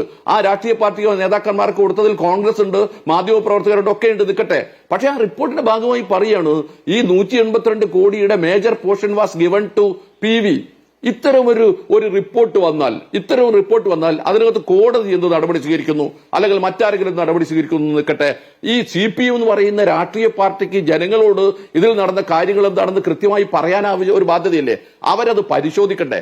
അവരത് പരിശോധിച്ചിട്ട് ഈ പറയുന്ന ആക്ഷേപം ശരിയല്ല, പിണറായി വിജയനെതിരായിട്ട് വന്ന കാര്യങ്ങൾ ഇങ്ങനെ നിൽക്കുന്നതല്ല എന്ന് ആളുകൾക്ക് ബോധ്യപ്പെടാവുന്ന രൂപത്തിൽ ഒന്നുകിൽ വിശദീകരിക്കണം, അല്ലെങ്കിൽ ഇത് വസ്തുതയാണെന്നുള്ള കാര്യത്തിൽ ഇന്ത്യയിലെ ഏതെങ്കിലും മനുഷ്യന്മാർക്ക് സംശയം ഉണ്ടാവുന്ന കാര്യം തോന്നുന്നില്ല. കാരണം അത്ര കൃത്യമായ വിവരങ്ങൾ നമ്മുടെ മുമ്പിലുണ്ട്. ഇത്രയും കൃത്യമായ വിവരങ്ങൾ നമ്മുടെ മുമ്പിൽ നിൽക്കുമ്പോൾ CPM-ന്റെ കേന്ദ്ര കമ്മിറ്റി വളരെ വിശദമായ ചർച്ച നടത്തി ആവശ്യമായ തീരുമാനമെടുത്ത് ഈ പാർട്ടിയുടെ യശസ്സ് ഉയർത്തിപ്പിടിക്കാവുന്ന ഒരു നിലപാട് സ്വീകരിച്ചിരുന്നുവെങ്കിൽ പാർട്ടിക്ക് ക്ഷതം കുറേയധികം ഒഴിവാക്കാൻ പറ്റും. ഇപ്പൊ സംഭവിക്കുന്നതാണ്, കേന്ദ്ര തലത്തിൽ ഈ പാർട്ടി മുകളിൽ നിന്ന് താഴോട്ട് കെട്ടിപ്പടുക്കുന്ന പാർട്ടിയെന്നല്ലേ നമ്മൾ പറയാ. ഈ മുകളിലെ തലത്തിൽ അതിരൂക്ഷമായിട്ടുള്ള, നമുക്ക് സങ്കല്പിക്കാൻ കഴിയാത്ത രൂപത്തിലുള്ള അധികാര തർക്കങ്ങളും അഴിമതിയും മറ്റു വൃത്തികേടുകളും നടമാടുമ്പോൾ സ്വാഭാവികമായി അതാണ് താഴെ തലത്തിലേക്ക് വരുന്നത്. അങ്ങനെ താഴെ തലത്തിലേക്ക് വന്ന് ഈ പാർട്ടി ശരീരം എന്ന് പറയുന്ന ഈ പാർട്ടി സംവിധാനം എന്ന് പറയുന്നത് സമ്പൂർണമായി ജനവിശ്വാസം നഷ്ടപ്പെട്ട് കഴിഞ്ഞ ഒരു സംവിധാനമായിട്ടുണ്ട്. നിങ്ങൾ ആലോചിച്ച് നോക്ക്, കേരളത്തിന്റെ കമ്മ്യൂണിസ്റ്റ് പാർട്ടി സെക്രട്ടറി മാധ്യമങ്ങളുടെ മുമ്പിൽ വന്നിട്ട് പറയാണ്, ഇത്രയും രൂക്ഷമായ ഒരു പരാജയം ഞങ്ങൾ ഒരു കാലത്തും പ്രതീക്ഷിച്ചിരുന്നില്ല. അത് വളരെ എന്താണ് പറയുക, ആവേശപൂർവ്വം അങ്ങ് പറയാണ്. ഇപ്പോൾ അദ്ദേഹത്തിന്റെ ശരീരഭാഷയൊക്കെ ഉണ്ടല്ലോ, എന്തോ വലിയ കാര്യം പറഞ്ഞ പോലെയാണ് എന്തോ പറയുന്നത്. നിങ്ങൾ ആലോചിച്ച് നോക്ക്, കേരളത്തിലെ കമ്മ്യൂണിസ്റ്റ് പാർട്ടി CPM എന്ന് പറഞ്ഞാൽ എന്താണ്? ഏത് ജനവിഭാഗങ്ങൾക്കിടയിലാണ് CPM-ന് പാർട്ടി ബ്രാഞ്ചുകളോ ഘടകങ്ങളോ ഇല്ലാത്തത്? കർഷക തൊഴിലാളികളുടെ ഇടയിലുണ്ട്, കൃഷിക്കാരുടെ ഇടയിലുണ്ട്, മറ്റ് സാധാരണ തൊഴിലാളികളുടെ ഇടയിലുണ്ട്, വിദ്യാർത്ഥികളുടെ ഇടയിലുണ്ട്, യുവാക്കളുടെ ഇടയിലുണ്ട്, ഉന്നത ഉദ്യോഗസ്ഥന്മാർക്കിടയിലുണ്ട്, ഡോക്ടർമാർക്കിടയിലുണ്ട്, വക്കീൽമാർക്കിടയിലുണ്ട്, ആദിവാസികൾക്കിടയിൽ പ്രത്യേക സംഘടനയുണ്ട്, അതുപോലെ തന്നെ മറ്റാളുകൾക്കിടയിൽ ഇത്രയൊക്കെ സംഘടനാ സംവിധാനമുണ്ട്. ഇനി അത് മാത്രമല്ല, ഇതിലൊക്കെ അകത്ത് നടക്കുന്ന ഓരോ ചലനങ്ങളും പാർട്ടി ഫ്രാക്ഷൻ ഉപയോഗിച്ച് പരിശോധിക്കുന്ന ഒരു സംഘടനയാണ്. 7 ലക്ഷം സർക്കുലേഷൻ ഉണ്ടെന്ന് അവകാശപ്പെടുന്ന ദേശാഭിമാനിയുണ്ട് പാർട്ടിക്ക്, കൈരളി ചാനലുണ്ട്. അങ്ങനെ തുടങ്ങിയാൽ പാർട്ടി സംവിധാനം എന്ന് പറയുന്നത് എന്താണെന്നാണ് നിങ്ങൾ കരുതുന്നത്? കേരളത്തിലെ ഏത് മനുഷ്യരെയും കൃത്യമായി സ്ക്രീൻ ചെയ്യാനും കാര്യങ്ങൾ മനസ്സിലാക്കാനും ആവശ്യമായിട്ടുള്ള സംഘടനാ സംവിധാനമുള്ള ഒരു പാർട്ടി ഇത്രയും രൂക്ഷമായ ഈ പരാജയം ഞങ്ങൾ പ്രതീക്ഷിച്ചില്ല എന്ന് പറഞ്ഞാൽ അതിനർത്ഥം എന്താണ്? ഒറ്റ കാര്യം ഞാൻ പറഞ്ഞോട്ടെ, അതിന്റെ അർത്ഥം എന്താണ്? കേരളത്തിലെ ജനങ്ങളും പാർട്ടിയും തമ്മിൽ വന്നിട്ടുള്ള ഒരു അകൽച്ച അത്ര വലിയ തോതിൽ സംഭവിച്ച് കഴിഞ്ഞിട്ടുണ്ടെന്നാണ്. ഇത് പാർട്ടിക്ക് തിരിച്ചറിയാൻ പറ്റുന്നില്ല. ഇപ്പോഴും പാർട്ടി അത് തിരിച്ചറിഞ്ഞ രൂപത്തിലല്ല പ്രവർത്തിച്ചുകൊണ്ടിരിക്കുന്നത്. പാർട്ടി തിരിച്ചറിഞ്ഞിരുന്നുവെങ്കിൽ CPI-യുമായിട്ടൊരു വക്കാണത്തിന് അവർ പോകാൻ പാടില്ലായിരുന്നു. വലിയ തോതിൽ ഇത്രയും വലിയൊരു തിരിച്ചടി നേരിട്ട സമയത്ത് CPI-യുമായി ഒരു ഉടക്കിലേക്ക് പോകാതെ കാര്യങ്ങൾ പരിഹരിക്കുന്ന എങ്ങനെയാണെന്ന് അവർ ആലോചിക്കേണ്ടതാണ്. അത് പോലും ആലോചിക്കാൻ കഴിയാത്ത നിലയിൽ, അതായത് ഒരു ചരിത്ര കാലഘട്ടത്തിൽ എന്ത് തീരുമാനമെടുക്കണം എന്നറിയാത്ത, ബൗദ്ധികമായ ഒരു ശേഷിയുമില്ലാത്ത ഒരു നേതൃത്വമായി CPM മാറിയതിന്റെ ദുരന്തം നമ്മൾ കണ്ടുകൊണ്ടിരിക്കുകയാണ്. ഇത് ആരെങ്കിലും ചർച്ച ചെയ്താൽ പരിഹരിക്കാവുന്ന പ്രശ്നങ്ങളല്ല. അത് സ്വാഭാവികമായും അതിന്റെ ആഭ്യന്തര പ്രശ്നമാണ്. മാർക്സിസം പറയുന്ന ഒരു കാര്യം എന്താണെന്ന് ചോദിച്ചാൽ ആന്തരിക വൈരുദ്ധ്യമാണ് ഒന്നിന്റെ നിലനിൽപ്പിനെ സ്വാധീനിക്കുക എന്നാണ്. തീർച്ചയായും CPM-നകത്ത് രൂപപ്പെട്ട ഈ ചർച്ചയിൽ ഞങ്ങളാരെങ്കിലും പറഞ്ഞുകൊണ്ട് CPM-നൊന്നും സംഭവിക്കാനൊന്നും പോകുന്നില്ല. പക്ഷെ CPM-നകത്ത് രൂപപ്പെട്ടിട്ടുള്ള അതിഗുരുതരമായ ആഭ്യന്തര വൈരുദ്ധ്യങ്ങൾ ആ സംഘടനാ സംവിധാനത്തെ, ആ പാർട്ടിയെ തകർക്കുമെന്ന കാര്യത്തിൽ ഇന്നത്തെ നിലയിൽ യാതൊരു സംശയത്തിനും അവകാശമില്ല. ആ നിലയിലേക്കാണ് ഒരുപക്ഷെ ബംഗാളിന്റെ പാതയിൽ, മറ്റ് സംസ്ഥാനങ്ങളുടെ പാതയിലാണ് ഈ പാർട്ടി പോയിക്കൊണ്ടിരിക്കുന്നത് എന്ന് നമ്മൾ കാണാതിരുന്നിട്ട് കാര്യമില്ല.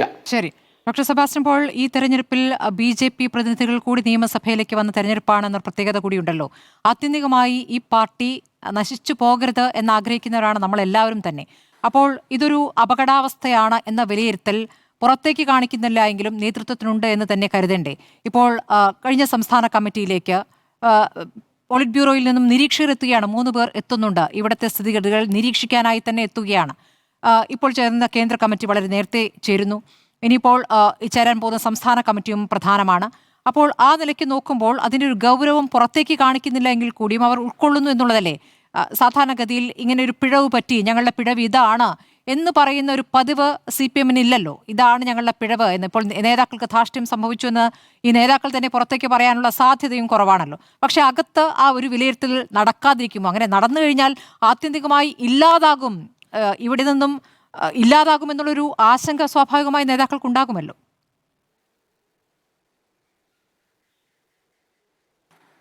അല്ല, ഇവിടെ രാഷ്ട്രീയമായ അവസ്ഥകളിലും സാഹചര്യങ്ങളിലും CPM-നെതിരെ എന്തെല്ലാം ആക്ഷേപങ്ങൾ ഉന്നയിക്കപ്പെട്ടിട്ടുണ്ടെങ്കിലും അതിലൊന്നാണ് BJP-യുമായുള്ള ഡീൽ എന്നൊക്കെയുള്ള പ്രയോഗങ്ങളൊക്കെ നമ്മൾ കേട്ടിട്ടുണ്ട്. അങ്ങനെ എന്തെല്ലാം നമ്മൾ കേൾക്കേണ്ടി വന്നിട്ടുണ്ടെങ്കിലും ഒരു കാര്യം ശരിയാണ്, ഈ പാർട്ടി CPM എന്ന പാർട്ടി അത് ഈ വർഗീയതയ്ക്ക്, ഈ BJP-ക്ക്, RSS അങ്ങനെയുള്ള കാര്യങ്ങൾക്കെല്ലാം എതിരായി നിൽക്കുന്ന ഒരു പ്രസ്ഥാനം തന്നെയാണ്. അതുകൊണ്ടാണ് ഈ പ്രസ്ഥാനം ഇവിടെ നിലനിൽക്കണം എന്ന് ഈ പാർട്ടിയിൽ പെടാത്തവർ പോലും ആഗ്രഹിക്കുന്നത്. പക്ഷെ അതിന് വിരുദ്ധമായ, വിപരീതമായ പല കാര്യങ്ങളും സംഭവിക്കുന്നു. അതിൻ്റെ ഒരു ആത്യന്തികമായ ഫലമാണ് തിരഞ്ഞെടുപ്പ്, അതിൽ ഉണ്ടായ ഫലം. തിരുത്ത് എന്ന് പറയുമ്പോൾ അത് പാർട്ടി ഓഫീസുകളിലോ യോഗങ്ങളിലോ അല്ല നടക്കുന്നത്. ജനാധിപത്യത്തിൽ അത് സംഭവിക്കുന്നത് പോളിംഗ് ബൂത്തിലാണ്. നമ്മൾ പലപ്പോഴും അത് കണ്ടിട്ടുണ്ട്. 1977 കണ്ടു, നമ്മളിപ്പോൾ ഈ 2026 കണ്ടു, പലപ്പോഴും നമ്മളത് കാണുന്നുണ്ട്. അപ്പോൾ അങ്ങനെയുള്ള അവസ്ഥയിൽ ജനങ്ങളുടെ ഇടപെടലിലൂടെ സംഭവിക്കുന്ന തിരുത്ത് അല്ലാതെ തങ്ങൾക്കിത് തെറ്റുപറ്റി, ഇതൊക്കെയാണ് തെറ്റുകൾ, ഈ തെറ്റുകൾ ഞങ്ങൾ തിരുത്തുന്നു എന്ന് ഒരിക്കലും ഒരു കമ്മ്യൂണിസ്റ്റ് പാർട്ടിക്ക്, പ്രത്യേകിച്ച് CPIM-ന് പറയാൻ കഴിയില്ല. അവരത് പറയുകയുമില്ല. ഏതെല്ലാം തലത്തിൽ, ഏതെല്ലാം ലെവലിൽ എന്തെല്ലാം അന്വേഷണവും വിലയിരുത്തലും റിപ്പോർട്ടും ചർച്ചയും ഒക്കെ നടന്നാലും അതവർ പറയില്ല. അങ്ങനെ പറഞ്ഞ് കുറ്റസമ്മതം നടത്തണം എന്ന് നമ്മൾ നിർബന്ധിക്കുന്നതുമില്ല. നമുക്ക് വേണ്ടത് ആ തെറ്റുകൾ അവർക്ക് ബോധ്യപ്പെടുന്നുണ്ടോ എന്നുള്ളതാണ്. ബോധ്യപ്പെടുന്നുണ്ടെങ്കിൽ അതിന്റെ അടിസ്ഥാനത്തിൽ തിരുത്തിക്കൊണ്ട്, പരസ്യമായി കുമ്പസാരിക്കണമെന്നില്ല, പ്രായശ്ചിത്തം ചെയ്യണമെന്നുമില്ല, പക്ഷെ ആ തെറ്റുകൾ തിരുത്തിക്കൊണ്ട് അവർക്ക് മുന്നോട്ട് പോകാൻ കഴിയണം. അതിനുള്ള ശ്രമം ഇപ്പോഴും നടക്കുന്നില്ല എന്നാണ്. ഇപ്പോൾ അവിടെ ചില വിഷയങ്ങളിലൊക്കെ അവിടെ ചില വ്യത്യസ്തമായ അഭിപ്രായങ്ങൾ കേൾക്കുമ്പോൾ തന്നെ പാർട്ടി പ്രകടിപ്പിക്കുന്ന ഒരു അസഹിഷ്ണുതയുണ്ടല്ലോ. അഭിപ്രായ പ്രകടനങ്ങൾ നടത്തി പാർട്ടിക്ക് പോറൽ ഏൽപ്പിക്കരുത് എന്നാണ് പാർട്ടി ജനറൽ സെക്രട്ടറി ഇന്ന് രാവിലെ പറഞ്ഞത്. അഭിപ്രായ പ്രകടനം നടത്തിയാൽ, അല്ലെങ്കിൽ വ്യത്യസ്തമായ അഭിപ്രായം പ്രകടിപ്പിച്ചാൽ എങ്ങനെയാണ് പാർട്ടിക്ക് അത് CPM-നെ പോലെ സുശക്തമായ ഒരു ഇരുമ്പ് ചട്ടക്കൂടുള്ള ഒരു പാർട്ടിക്ക് അത് എന്ത് പോറൽ ഏൽപ്പിക്കാനാണ്? അപ്പോൾ ആരോഗ്യകരമായ ഒരു സമീപനം പരാജയത്തിന് ശേഷം എന്ത് ഫുട്ബോൾ മാച്ചാണെങ്കിൽ പോലും കളി തോറ്റു കഴിഞ്ഞാൽ എന്തുകൊണ്ട് പരാജയപ്പെട്ടു, എവിടെയാണ് പാളിച്ച സംഭവിച്ചത് എന്ന് അവർ തമ്മിൽ, അവരുടെ ക്യാപ്റ്റനും പരിശീലകനും കളിക്കാരും തമ്മിലെങ്കിലും ഒരു ആലോചന നടക്കുമല്ലോ. ആ ആലോചന പോലും ഇത്ര ഗുരുതരമായ ഒരു പതനാവസ്ഥയിൽ ഈ പാർട്ടി എത്തിയതിനു ശേഷവും നടക്കുന്നതായി നമുക്കറിവില്ല. അതിന്റെ പകരമുള്ള ചില എന്താ ഇപ്പോഴത്തെ തർക്ക വിഷയങ്ങൾ, ഇപ്പൊ വിഴിഞ്ഞം വിഷയത്തിൽ വ്യത്യസ്തമായ 2-3 അഭിപ്രായങ്ങൾ പറഞ്ഞു എന്നുള്ളത് ശരിയാണ്. മറ്റൊന്ന് പ്രതിപക്ഷ ഉപനേതാവ് എന്ന ഇല്ലാത്ത പോസ്റ്റിനെ ചൊല്ലിയുള്ള തർക്കമാണ്. ഇതൊക്കെയാണ് ഇപ്പോൾ ചർച്ച ചെയ്യേണ്ട വിഷയങ്ങൾ. അപ്പോൾ നമ്മൾ പ്രതീക്ഷിക്കുന്ന രീതിയിൽ ഈ പാർട്ടിയെ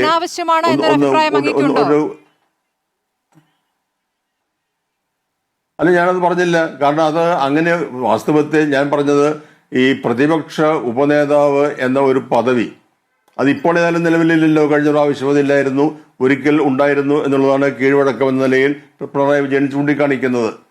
അത് പരിഹരിക്കാൻ കഴിയാത്ത വിഷയമാണോ? അത് CPIയെ സംബന്ധിച്ച് അത്ര എൻ്റെ അഭിപ്രായത്തിൽ ഒരു നെഗ്ലിജിബിൾ ആയ ഒരു പദവിയാണത്. പക്ഷേ ആ പദവി അവർ ചോദിക്കുമ്പോൾ എന്തുകൊണ്ട് അവർക്ക് കൊടുത്തുകൂടാ? ആ പദവി എന്നതിനപ്പുറം സഭയിൽ സംസാരിക്കാൻ പ്രധാനപ്പെട്ട നേതാക്കൾക്ക് അവസരമുണ്ടാവുക എന്നൊരു വിഷയം കൂടിയുണ്ടല്ലോ. അപ്പോൾ പിണറായി വിജയൻ എന്തൊക്കെ കാര്യങ്ങൾ കൃത്യമായി ഉന്നയിക്കുന്നു എന്നതിൽ വ്യത്യസ്ത അഭിപ്രായങ്ങൾ അപ്പുറത്തുണ്ട്. CPIയെ സംബന്ധിച്ചും അതിൽ മുൻമന്ത്രി രാജനെയാണ് ആ പദവിയിലേക്ക് അവർ ആഗ്രഹിക്കുന്നത്. അപ്പോൾ സഭയിൽ നന്നായി പെർഫോം ചെയ്യുന്ന ഒരാൾ CPIയിൽ നിന്ന് കൂടി ഉണ്ടാകട്ടെ. പിന്നെ ഈ തെരഞ്ഞെടുപ്പ് ഫലവും ഒരു പ്രധാനപ്പെട്ട ഘടകമാണ്. 36 പേർ ആകെ ജയിച്ചു വരുന്നതിൽ CPMന് 26 പേരാണ്. ഈ CPIയുടെ മന്ത്രിമാരിൽ 4-ൽ 3 പേരും ജയിച്ചിട്ടുണ്ട്. അപ്പോൾ അതൊരു തിരിച്ചുള്ള വാദമായി അവർ ഉന്നയിക്കുന്നുണ്ട്. പഴയ പോലെയല്ല, കീഴ്വഴക്കമല്ല ഇതിൽ പ്രധാനമെന്ന് പറയുമ്പോൾ ഒരു മാറ്റം ഇപ്പോഴത്തെ സാഹചര്യത്തിൽ ഈ PM ശ്രീ പോലുള്ള വിഷയങ്ങൾ ഞങ്ങൾ ഉന്നയിച്ചത് കൊണ്ടാണല്ലോ ഇപ്പോൾ ഈ ഭരണപക്ഷത്തിനെതിരെ ഉന്നയിക്കാൻ പറ്റുന്നത് എന്ന് പറയുന്നത് CPI ആണ്.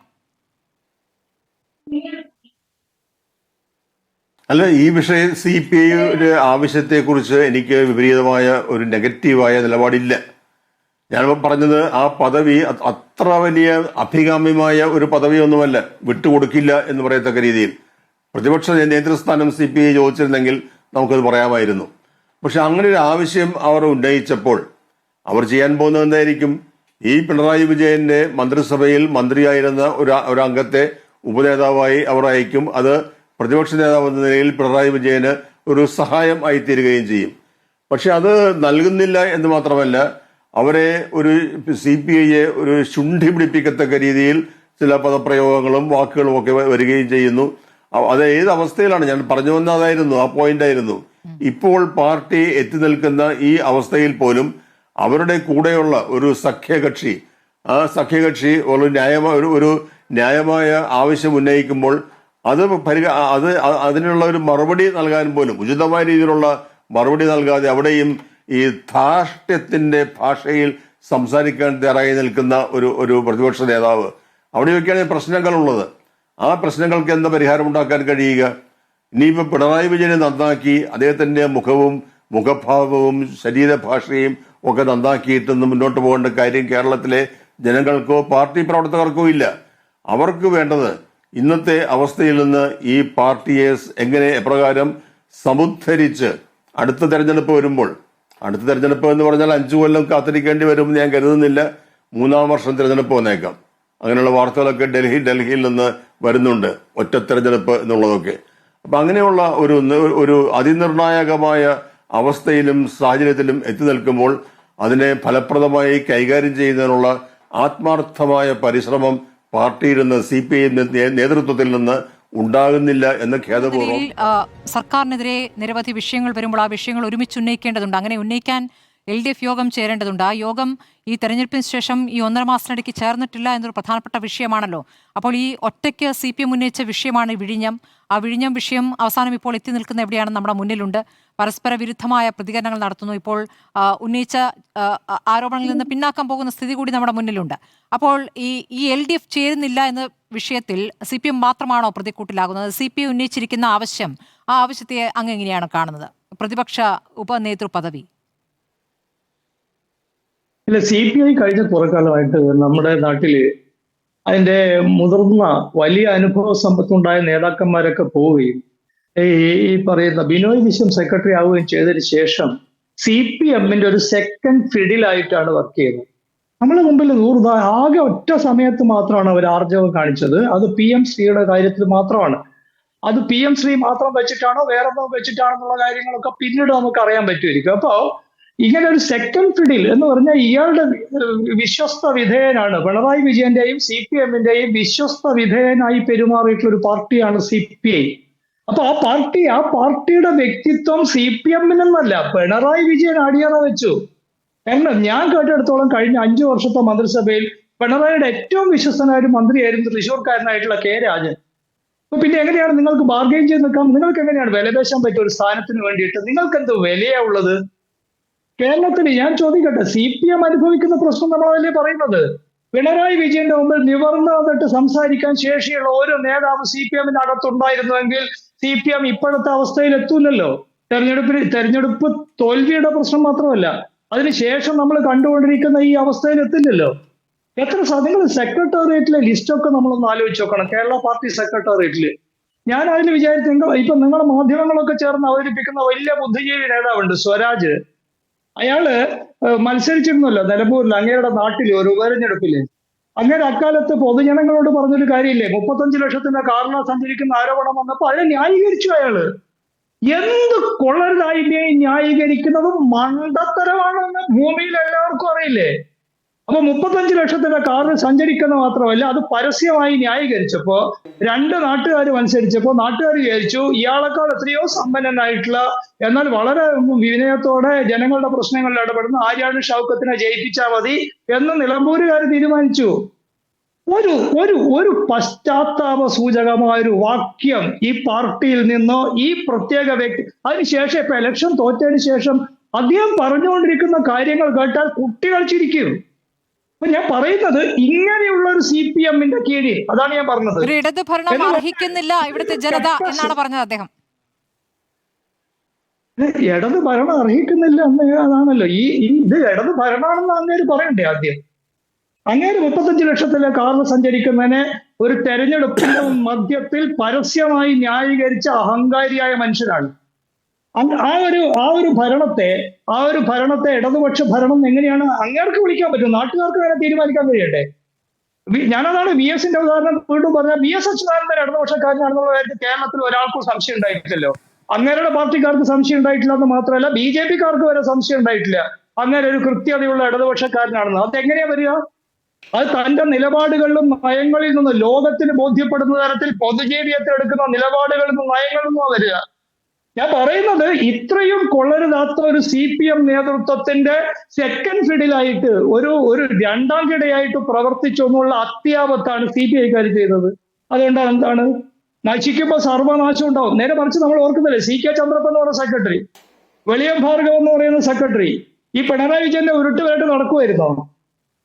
ഒരു പഴയ CPI നേതാക്കന്മാർക്കുള്ള വ്യക്തിത്വം ഉണ്ട്. ഈ പറയുന്ന മനുഷ്യൻ ഇപ്പോഴത്തെ CPI-യുടെ ഏത് നേതാവിന് ഞാൻ ഒറ്റ ഒരാളെ വ്യത്യസ്തമായി കാണുന്നുള്ളൂ. പരസ്യമായി പറയുമ്പോൾ എല്ലാം പറഞ്ഞളയാ.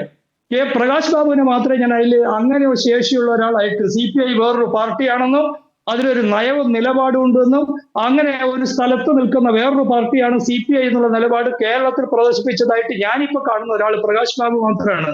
പക്ഷെ പ്രകാശ് ബാബു ഇവിടുത്തെ കേരളത്തിലെ CPI നേതൃത്വ ഡിസ്പെൻസേഷന്റെ ഒരു അരികിലാണെന്ന് ആർക്കും അറിഞ്ഞുകൂടാത്തത്? നിങ്ങൾക്കൊക്കെ മാധ്യമപ്രവർത്തകർക്കൊക്കെ അറിയാലോ. അപ്പൊ അങ്ങനെ എന്താ സംഭവിക്കുക? അതാണ് സർവനാശം ഉണ്ടാകുമ്പോൾ അതാ പ്രശ്നം. ഈ LDF എന്നൊക്കെ പറഞ്ഞ മേൽവിലാസം വെച്ച് നടക്കുന്ന ഈ ബിനോയിനെ പോലുള്ള ആളുകളൊക്കെ ശ്രദ്ധിക്കേണ്ടത്, നിങ്ങൾ കൊള്ളരുതാത്ത ഒരു നേതൃത്വത്തിന്റെ ഈ അടിയാളന്മാരായിട്ട് എപ്പോഴും നിലപാടെടുത്തുകൊണ്ടിരുന്നു കഴിഞ്ഞാല് ആരെങ്കിലും ഇതിനെ രക്ഷിക്കാൻ ഇടപെടാൻ ഒരു ശക്തി വേണ്ടേ?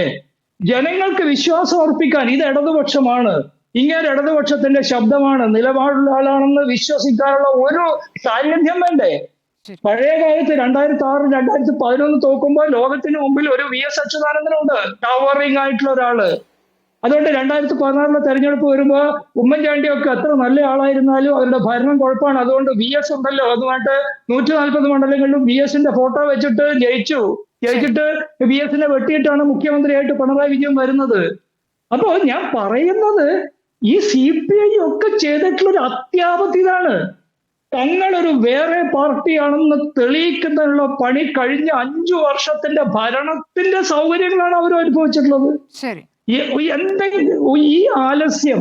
അപ്പൊ അതുകൊണ്ട് ഈ സുഖം അത് വളരെ പ്രധാനം. MN വിജയമാഷൊക്കെ ആവർത്തിച്ചു പറഞ്ഞിരുന്ന ഒരാളാണ്. അളവറ്റ സുഖത്തിന്റെ നടുവിൽ നിന്ന് വളർന്നിട്ടുള്ള ഒരു പാർട്ടിക്കും അതിന്റെ നേതാക്കന്മാർക്കും സ്മൃതി, നമ്മൾ എത്ര ആഗ്രഹിച്ചാലും ജനങ്ങൾക്ക് വേണ്ടി ഒരു സത്യസന്ധവും വ്യക്തവും ഫാസിസ്റ്റ് വിരുദ്ധവുമായ നിലപാടെടുത്ത് കേരളത്തിന്റെ മനുഷ്യരുടെ, കേരളത്തിലെ സെക്യുലറിസത്തിന്റെ, ജനാധിപത്യത്തിന്റെ ശബ്ദമായി ഉയർന്നു വരാൻ പറ്റുകയില്ല എന്നുള്ള ഒരു ധർമ്മ സങ്കടത്വമാണ് നമ്മളിപ്പോൾ നേരിട്ടുകൊണ്ടിരിക്കുന്നത്. ശരി. ശ്രീ എൻ വി ബാലകൃഷ്ണൻ, ഇപ്പോൾ ഈ കഴിഞ്ഞ തെരഞ്ഞെടുപ്പ് കാലത്ത് CPM-ന്റെ ഭാഗത്ത് വന്നിരിക്കുന്ന പ്രയോഗങ്ങൾ പലതും നമ്മൾ കണ്ടിട്ടുള്ളതാണ്. തെരഞ്ഞെടുപ്പ് പ്രചാരണ കാലത്ത് ഇരുണ്ട കാലമെന്ന് വിളിക്കുന്നു, പ്രതിപക്ഷ നേതാവായിരുന്ന VD സതീശനെ നുണയൻ എന്ന് വിളിക്കുന്നു. ഈ കളവ് പറയുക, നുണ പറയുക, ഇപ്പോൾ രാഷ്ട്രീയമായി പലപ്പോഴും നേരത്തെ പറഞ്ഞ കാര്യങ്ങൾ എല്ലാ നേതാക്കളും തന്നെ പല ഘട്ടങ്ങളിലായി അവരുടെ രാഷ്ട്രീയ ചാതുരി കൊണ്ട് അല്ലെങ്കിൽ രാഷ്ട്രീയ സൂത്രത്തോടു കൂടി തന്നെ ചില കാര്യങ്ങൾ മാറ്റി പറഞ്ഞതൊക്കെ നമ്മുടെ മുന്നിലുണ്ട്. എല്ലാ രാഷ്ട്രീയ പാർട്ടികളിലും അത് നടപ്പുള്ളതാണ്.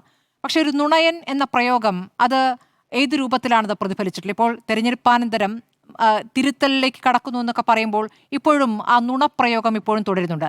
നുണ പറയുകയാണ് എന്ന് പറയുന്നതിനപ്പുറം ഇതല്ല ഫാക്ട്, നേരത്തെ അങ്ങനെയല്ലല്ലോ പറഞ്ഞിരുന്നതെന്ന് പറയുന്നതും ഒരു നുണയൻ എന്ന് വിളിക്കുന്ന തമ്മിൽ വ്യത്യാസമുണ്ടല്ലോ ശ്രീ എൻ വി ബാലകൃഷ്ണൻ. അത് എത്രത്തോളം തിരിച്ചടിയാകും?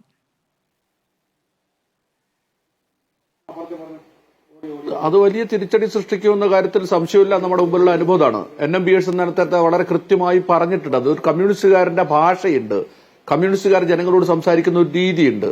ആ രീതിയിലാണല്ല കാര്യങ്ങൾ. അതിപ്പോ അങ്ങനെ ഒരു രീതി കമ്മ്യൂണിസ്റ്റുകാർക്കുണ്ട് എന്ന് ഇന്ന് കേരളത്തിലെ CPM-ൽ എത്ര പേർക്കറിയാം? കേരളത്തിലെ CPM-ൽ ഇപ്പൊ സംസാരിച്ചുകൊണ്ടിരിക്കുന്ന ആളുകൾ ഒക്കെ തന്നെ കേട്ടുകൊണ്ടിരിക്കുന്നത് ഞാൻ നേരത്തെ പറഞ്ഞ പിണറായി വിജയന്റെ ശൈലിയും സംഗതിയാണ്. പിണറായി വിജയൻ കരുത്തനാണ്, ഇങ്ങനെയാണ് ഒരു നേതാവ് വേണ്ടത്, ഞാൻ ഇങ്ങനെയാണ് സംസാരിക്കേണ്ടത് എന്ന് കരുതുന്ന രൂപത്തിൽ വേറൊരു പ്രത്യേകത എന്താണ്? ഇപ്പൊ നമ്മള് പരനാറി എന്നൊരു പ്രയോഗം പിണറായി വിജയൻ നടത്തി. അതിരൂക്ഷമായ വിമർശനം കേരളത്തിൽ ഉയർന്നു വന്നു. സ്വാഭാവികമായ ഒരു കമ്മ്യൂണിസ്റ്റ് പാർട്ടി പ്രവർത്തകൻ ചെയ്യുന്നതാണെന്ന് ചോദിച്ചാൽ അതിൽ നിന്ന് കാര്യങ്ങൾ ഉൾക്കൊണ്ട് ആ പറഞ്ഞ കാര്യങ്ങൾ പോരായ്മകൾ സംഭവിച്ചിട്ടുണ്ടെങ്കിൽ തിരുത്തണം. എനിക്ക് വളരെ കൃത്യമായിട്ട് അറിയാം. VS അച്യുതാനന്ദൻ ഒരിക്കൽ കോഴിക്കോട് മുതലക്കുളം മൈതാനത്ത് പ്രസംഗിക്കുമ്പോൾ നടത്തിപ്പോയൊരു പ്രയോഗം നടത്തി. അത് വളരെ സുഖമുള്ള ഒരു പ്രയോഗമല്ല. ഉടനെ തന്നെ കോഴിക്കോട്ട് എന്റെ ഒരു സുഹൃത്ത് ഒരു പോസ്റ്റ് കാർഡിനകത്ത് ഒരു കത്തയച്ചു. സഖാവിനെ പോലെ ഉയർന്ന ഒരു നേതാവ് ഉപയോഗിക്കാൻ പാടില്ലാത്ത പ്രയോഗമാണിത്. നിങ്ങൾക്കറിയാമോ, 2 ആഴ്ച കഴിഞ്ഞപ്പോൾ ആ സഖാവിന് ഒരു മറുപടി തിരിച്ചു കിട്ടി. മറുപടി പറഞ്ഞത് സഖാവ് ചൂണ്ടിക്കാണിച്ചതിൽ വലിയ സന്തോഷമുണ്ട്. അന്ന് ആ സമയത്ത് ഒരു വികാര വിക്ഷോഭത്തിൽ ഒരിക്കലും ഞാൻ പ്രയോഗിക്കാൻ പാടില്ലാത്ത ഒരു പ്രയോഗമാണ് നടത്തിയത്. അതിൽ എനിക്ക് സന്തോഷമുണ്ട്. എന്റെ നിധി പോലെ കൈ സൂക്ഷിച്ചു വെച്ചിട്ടുണ്ട്. മുൻകാലത്ത് അദ്ദേഹം എങ്ങനെയൊക്കെയാണ് പ്രസംഗങ്ങളിൽ പറഞ്ഞ പ്രയോഗം നമ്മുടെ മുന്നിലുണ്ട്. പിന്നീട് സ്വയം മാറിയ മനുഷ്യനാണ്. അതാണ് അത് ആ ഒരു വിനയം, ആ നിലയിൽ ജനങ്ങളെ കാണാനുള്ള ഒരു ശേഷി ഉള്ളൊരു നേതാവല്ല പിണറായി വിജയൻ എന്ന അനുഭവം കൊണ്ടറിയാം. പക്ഷേ നമ്മുടെ വിധി വൈപരീത്യം എന്ന് പറയട്ടെ, പിണറായി വിജയനാണ് മാതൃക. പിണറായി വിജയൻ സംസാരിക്കും പോലെയാണ് സംസാരിക്കേണ്ടത്, അത് നടക്കും പോലെയാണ് നടക്കേണ്ടത്. അത് അങ്ങനെ കരുതി പോയിട്ടുള്ള ഒരു നേതൃത്വ നിരയാണ് CPM-ൽ ഉള്ളത്. അതുകൊണ്ട് ഇവിടെ വേറെ എവിടെയെങ്കിലും ഇതിലൊരു തിരുത്തൽ എന്ന് പറഞ്ഞാൽ അടിസ്ഥാനപരമായി തന്നെ ഒരു തിരുത്തലാണ് വേണ്ടത്. അത് CPM-ന് സാധ്യമാണോ എന്നുള്ളത് നമ്മൾ കാത്തിരുന്ന് കാണുകയാണ് വേണ്ടത്. എനിക്കതിൽ പറയാനുള്ളത്, ലോകത്തിലെ ഒരു വ്യവസ്ഥാപിത കമ്മ്യൂണിസ്റ്റ് പാർട്ടിക്കും തിരുത്താൻ കഴിഞ്ഞിട്ടില്ല. അവര് ആ വന്നിട്ടുള്ള സംഭവങ്ങളുടെ ഭാഗമായി തകർന്നു പോവുകയാണ് ചെയ്തത്. യഥാർത്ഥത്തിൽ കൂടുതൽ ജനാധിപത്യപരമായ, ജനങ്ങളെ ബഹുമാനിക്കുന്ന, ജനാധിപത്യ താല്പര്യങ്ങളുള്ള ഒരു ഇടതുപക്ഷ പ്രസ്ഥാനമായി CPM എങ്ങനെ മാറിത്തീരും എന്ന് ആണ് അവർ ആഗ്രഹിക്കേണ്ടത്. അതൊന്നും CPM-നകത്തുള്ളവർ മാത്രമല്ല, CPM ഇടതുപക്ഷ പ്രസ്ഥാനം കേരളത്തിൽ അനിവാര്യമാണ്. അപ്പോ CPM പോലൊരു പ്രസ്ഥാനം നവീകരിക്കപ്പെട്ട് ജനാധിപത്യവൽക്കരിക്കപ്പെട്ട്. എന്തായാലും കേന്ദ്ര കമ്മിറ്റി അടിമുടി തിരുത്തൽ ആലോചിക്കുന്നു എന്നുള്ള വിവരങ്ങൾ നമ്മുടെ മുന്നിൽ വരുമ്പോൾ ഈ നേതാക്കളെ നിലനിർത്തിക്കൊണ്ട് എന്തൊക്കെ സാധ്യമായ തിരുത്തുകൾ വന്നേക്കാം? ഞാനതിൻ്റെ അകത്ത് പറയുന്ന പ്രധാനപ്പെട്ട കാര്യം, പ്രസ്ഥാനത്തിനെ തിരിച്ച് ജനങ്ങളിലേക്ക് എത്താനുള്ള മാർഗം നെറിവ് കാണിക്കുക എന്നുള്ളതാണ്. ആ ഒരു വാക്കും മതിയാവും, ആളുകൾക്ക് കാര്യങ്ങൾ മനസ്സിലാവും എന്നാണ് എനിക്ക് തോന്നുന്നത്. സത്യസന്ധമായ, നെറിവുള്ള, ധാർമ്മികതയുള്ള ഒരാളാണ് കമ്മ്യൂണിസ്റ്റുകാരൻ. അതിനോടുള്ളൊരു അടുപ്പം കാണിക്കാനായിട്ട് കേരളത്തിലെ പാർട്ടിക്ക് കഴിഞ്ഞില്ലെങ്കിൽ അതിനൊരിക്കലും തിരിച്ചു വരാൻ കഴിയില്ല, അതിന് തിരുത്താനും കഴിയില്ല. വലിയ സിദ്ധാന്തങ്ങളും പ്രത്യയശാസ്ത്രമൊന്നും പറയേണ്ട കാര്യമില്ല, ഇത്രേ ഉള്ളൂ. ഇത് നിങ്ങൾ മനുഷ്യനോട് സംസാരിക്കുമ്പോൾ സത്യസന്ധമായി സംസാരിക്കുകയും പ്രവർത്തിക്കുകയും പെരുമാറുകയും ചെയ്യുക എന്നുള്ളതാണ്. അനാവശ്യമായ ആരോപണങ്ങളൊന്നും കൊണ്ടുവരേണ്ട കാര്യമില്ല. വളരെ കൃത്യമായിട്ട് ആരോപണം ഉന്നയിക്കേണ്ട വിഷയങ്ങളുണ്ട്. അതിലൊറ്റക്കെട്ടായിട്ട് ആരോപണം ഉന്നയിക്കുകയും മുന്നോട്ട് പോവുകയും ചെയ്യാം. വ്യക്തിഹത്യകൾക്ക് പൊളിറ്റിക്സിൽ ഒരു പ്രസക്തിയുമില്ല എന്നുള്ളതാണ്. വ്യക്തികളെ വിടുക. പകരം ചെയ്യേണ്ട കാര്യം എന്താണെന്ന് വെച്ചാൽ പ്രത്യയശാസ്ത്രപരമായി പാർട്ടി എടുക്കേണ്ട നിലപാട്. അത് ഞാൻ നേരത്തെ പറഞ്ഞ 3 കാര്യങ്ങളിലുണ്ട്. അതിൻ്റെ ഭാഗമായിട്ട് അത് ശരിയായാൽ എല്ലാം ശരിയാവും. നിങ്ങൾ നെറിവുള്ള മനുഷ്യനായിട്ട് മാറിയാൽ നിങ്ങൾക്ക് മോശമായിട്ട് പെരുമാറാൻ പറ്റില്ല. അതാണ് പ്രശ്നം. നിങ്ങൾക്ക് സത്യസന്ധമായിട്ട് പ്രവർത്തിക്കാനായിട്ട് തീരുമാനിച്ചാൽ, നിങ്ങൾക്ക് ധാർമ്മികത പുലർത്തണം എന്ന് പ്രഖ്യാപിക്കാൻ കഴിഞ്ഞാൽ നിങ്ങൾ എല്ലാ രീതിയിലും ശരിയാവും. ധാർമ്മികതയിലേക്ക് തിരിച്ചു വരിക എന്നുള്ളതാണ് പാർട്ടിയുടെ മുന്നിലുള്ള പ്രധാനപ്പെട്ട പ്രശ്നം എന്നാണ് ഞാൻ മനസ്സിലാക്കുന്നത്. അങ്ങനെ ഒരു ചേരി രണ്ടാം ചേരിയായി നിൽക്കുന്നുണ്ടോ? അങ്ങനെ ഒരു ചേരി അതിനുള്ള ശ്രമങ്ങൾ നടത്തുന്നുണ്ടോ? അങ്ങയുടെ മനസ്സിലാക്കൽ എന്താണ്? ഇപ്പോൾ ഉള്ള നേതാക്കൾ നടത്തുന്ന രീതികൾ ശരിയല്ല എന്ന അഭിപ്രായം ഉയർത്തുന്ന ചില നേതാക്കൾ അവരെ ഉയർത്തിക്കൊണ്ടുവരാനുള്ള ശ്രമങ്ങൾ ഈ കേന്ദ്ര നേതൃത്വം നടത്തുമോ? അല്ല, കേന്ദ്ര നേതൃത്വത്തിന് അതിനുള്ള ശേഷി വേണം. ഇല്ല എന്ന് ഞാൻ പറയുന്നില്ല. അതാണല്ലോ കേന്ദ്ര കമ്മിറ്റി എന്ന് പറയുന്നത്. കേന്ദ്ര കമ്മിറ്റിയും പോളിറ്റ് ബ്യൂറോ എന്ന് പറയുന്നത് പാർട്ടിയുടെ സംഘടനാ സംവിധാനത്തെ സംബന്ധിച്ചിടത്തോളം ഏറ്റവും ശക്തമായിട്ടുള്ള ഒന്നാണ്. ആ ശക്തി അവരെടുക്കുകയും പ്രയോഗിക്കുകയും ചെയ്യണം. അങ്ങനെ പ്രയോഗിച്ച് തിരുത്തിയിട്ടുണ്ടല്ല. പിണറായി വിജയൻ കേരളത്തെ ഒരു പോലീസ് സ്റ്റേറ്റ് ആക്കി മാറ്റാൻ വേണ്ടിയിട്ട് പോലീസ് ആക്ട് മാറ്റിയ സമയത്ത് കേന്ദ്ര കമ്മിറ്റി ഇടപെട്ട് തിരുത്തിയില്ലേ? അതിശക്തനായിട്ട് പിണറായി വിജയൻ നിൽക്കുന്ന സമയത്താണ് ആ തിരുത്തലുണ്ടായി. തിരുത്തലൊക്കെ ഉണ്ടാക്കാനായിട്ട് പറ്റും. അതിനുള്ള കരുത്ത് നേതൃത്വം കാണിക്കണം എന്നുള്ളതാണ് ഏറ്റവും പ്രധാനപ്പെട്ട കാര്യം.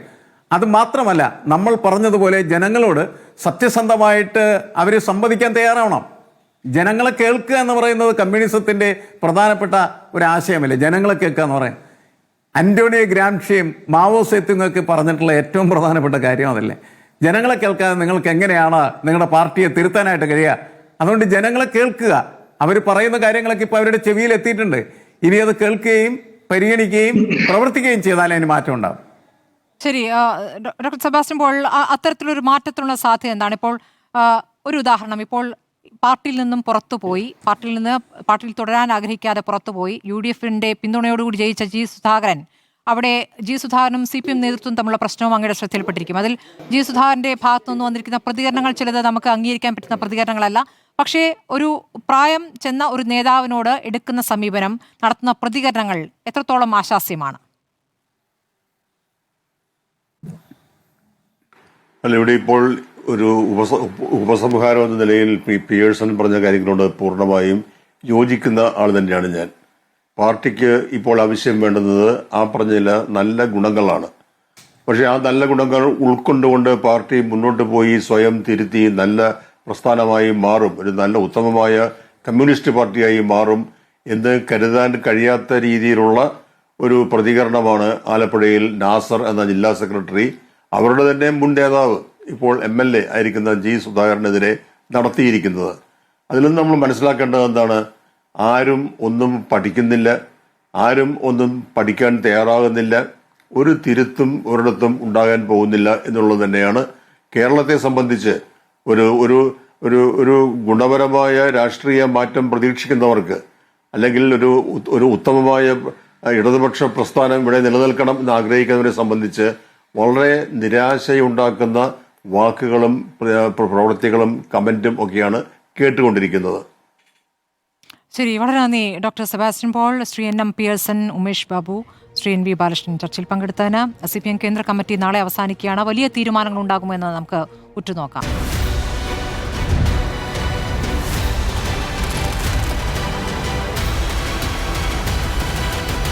ഡിബേറ്റ് വിത്ത് സ്മൃതി പരുത്തിക്കാട്.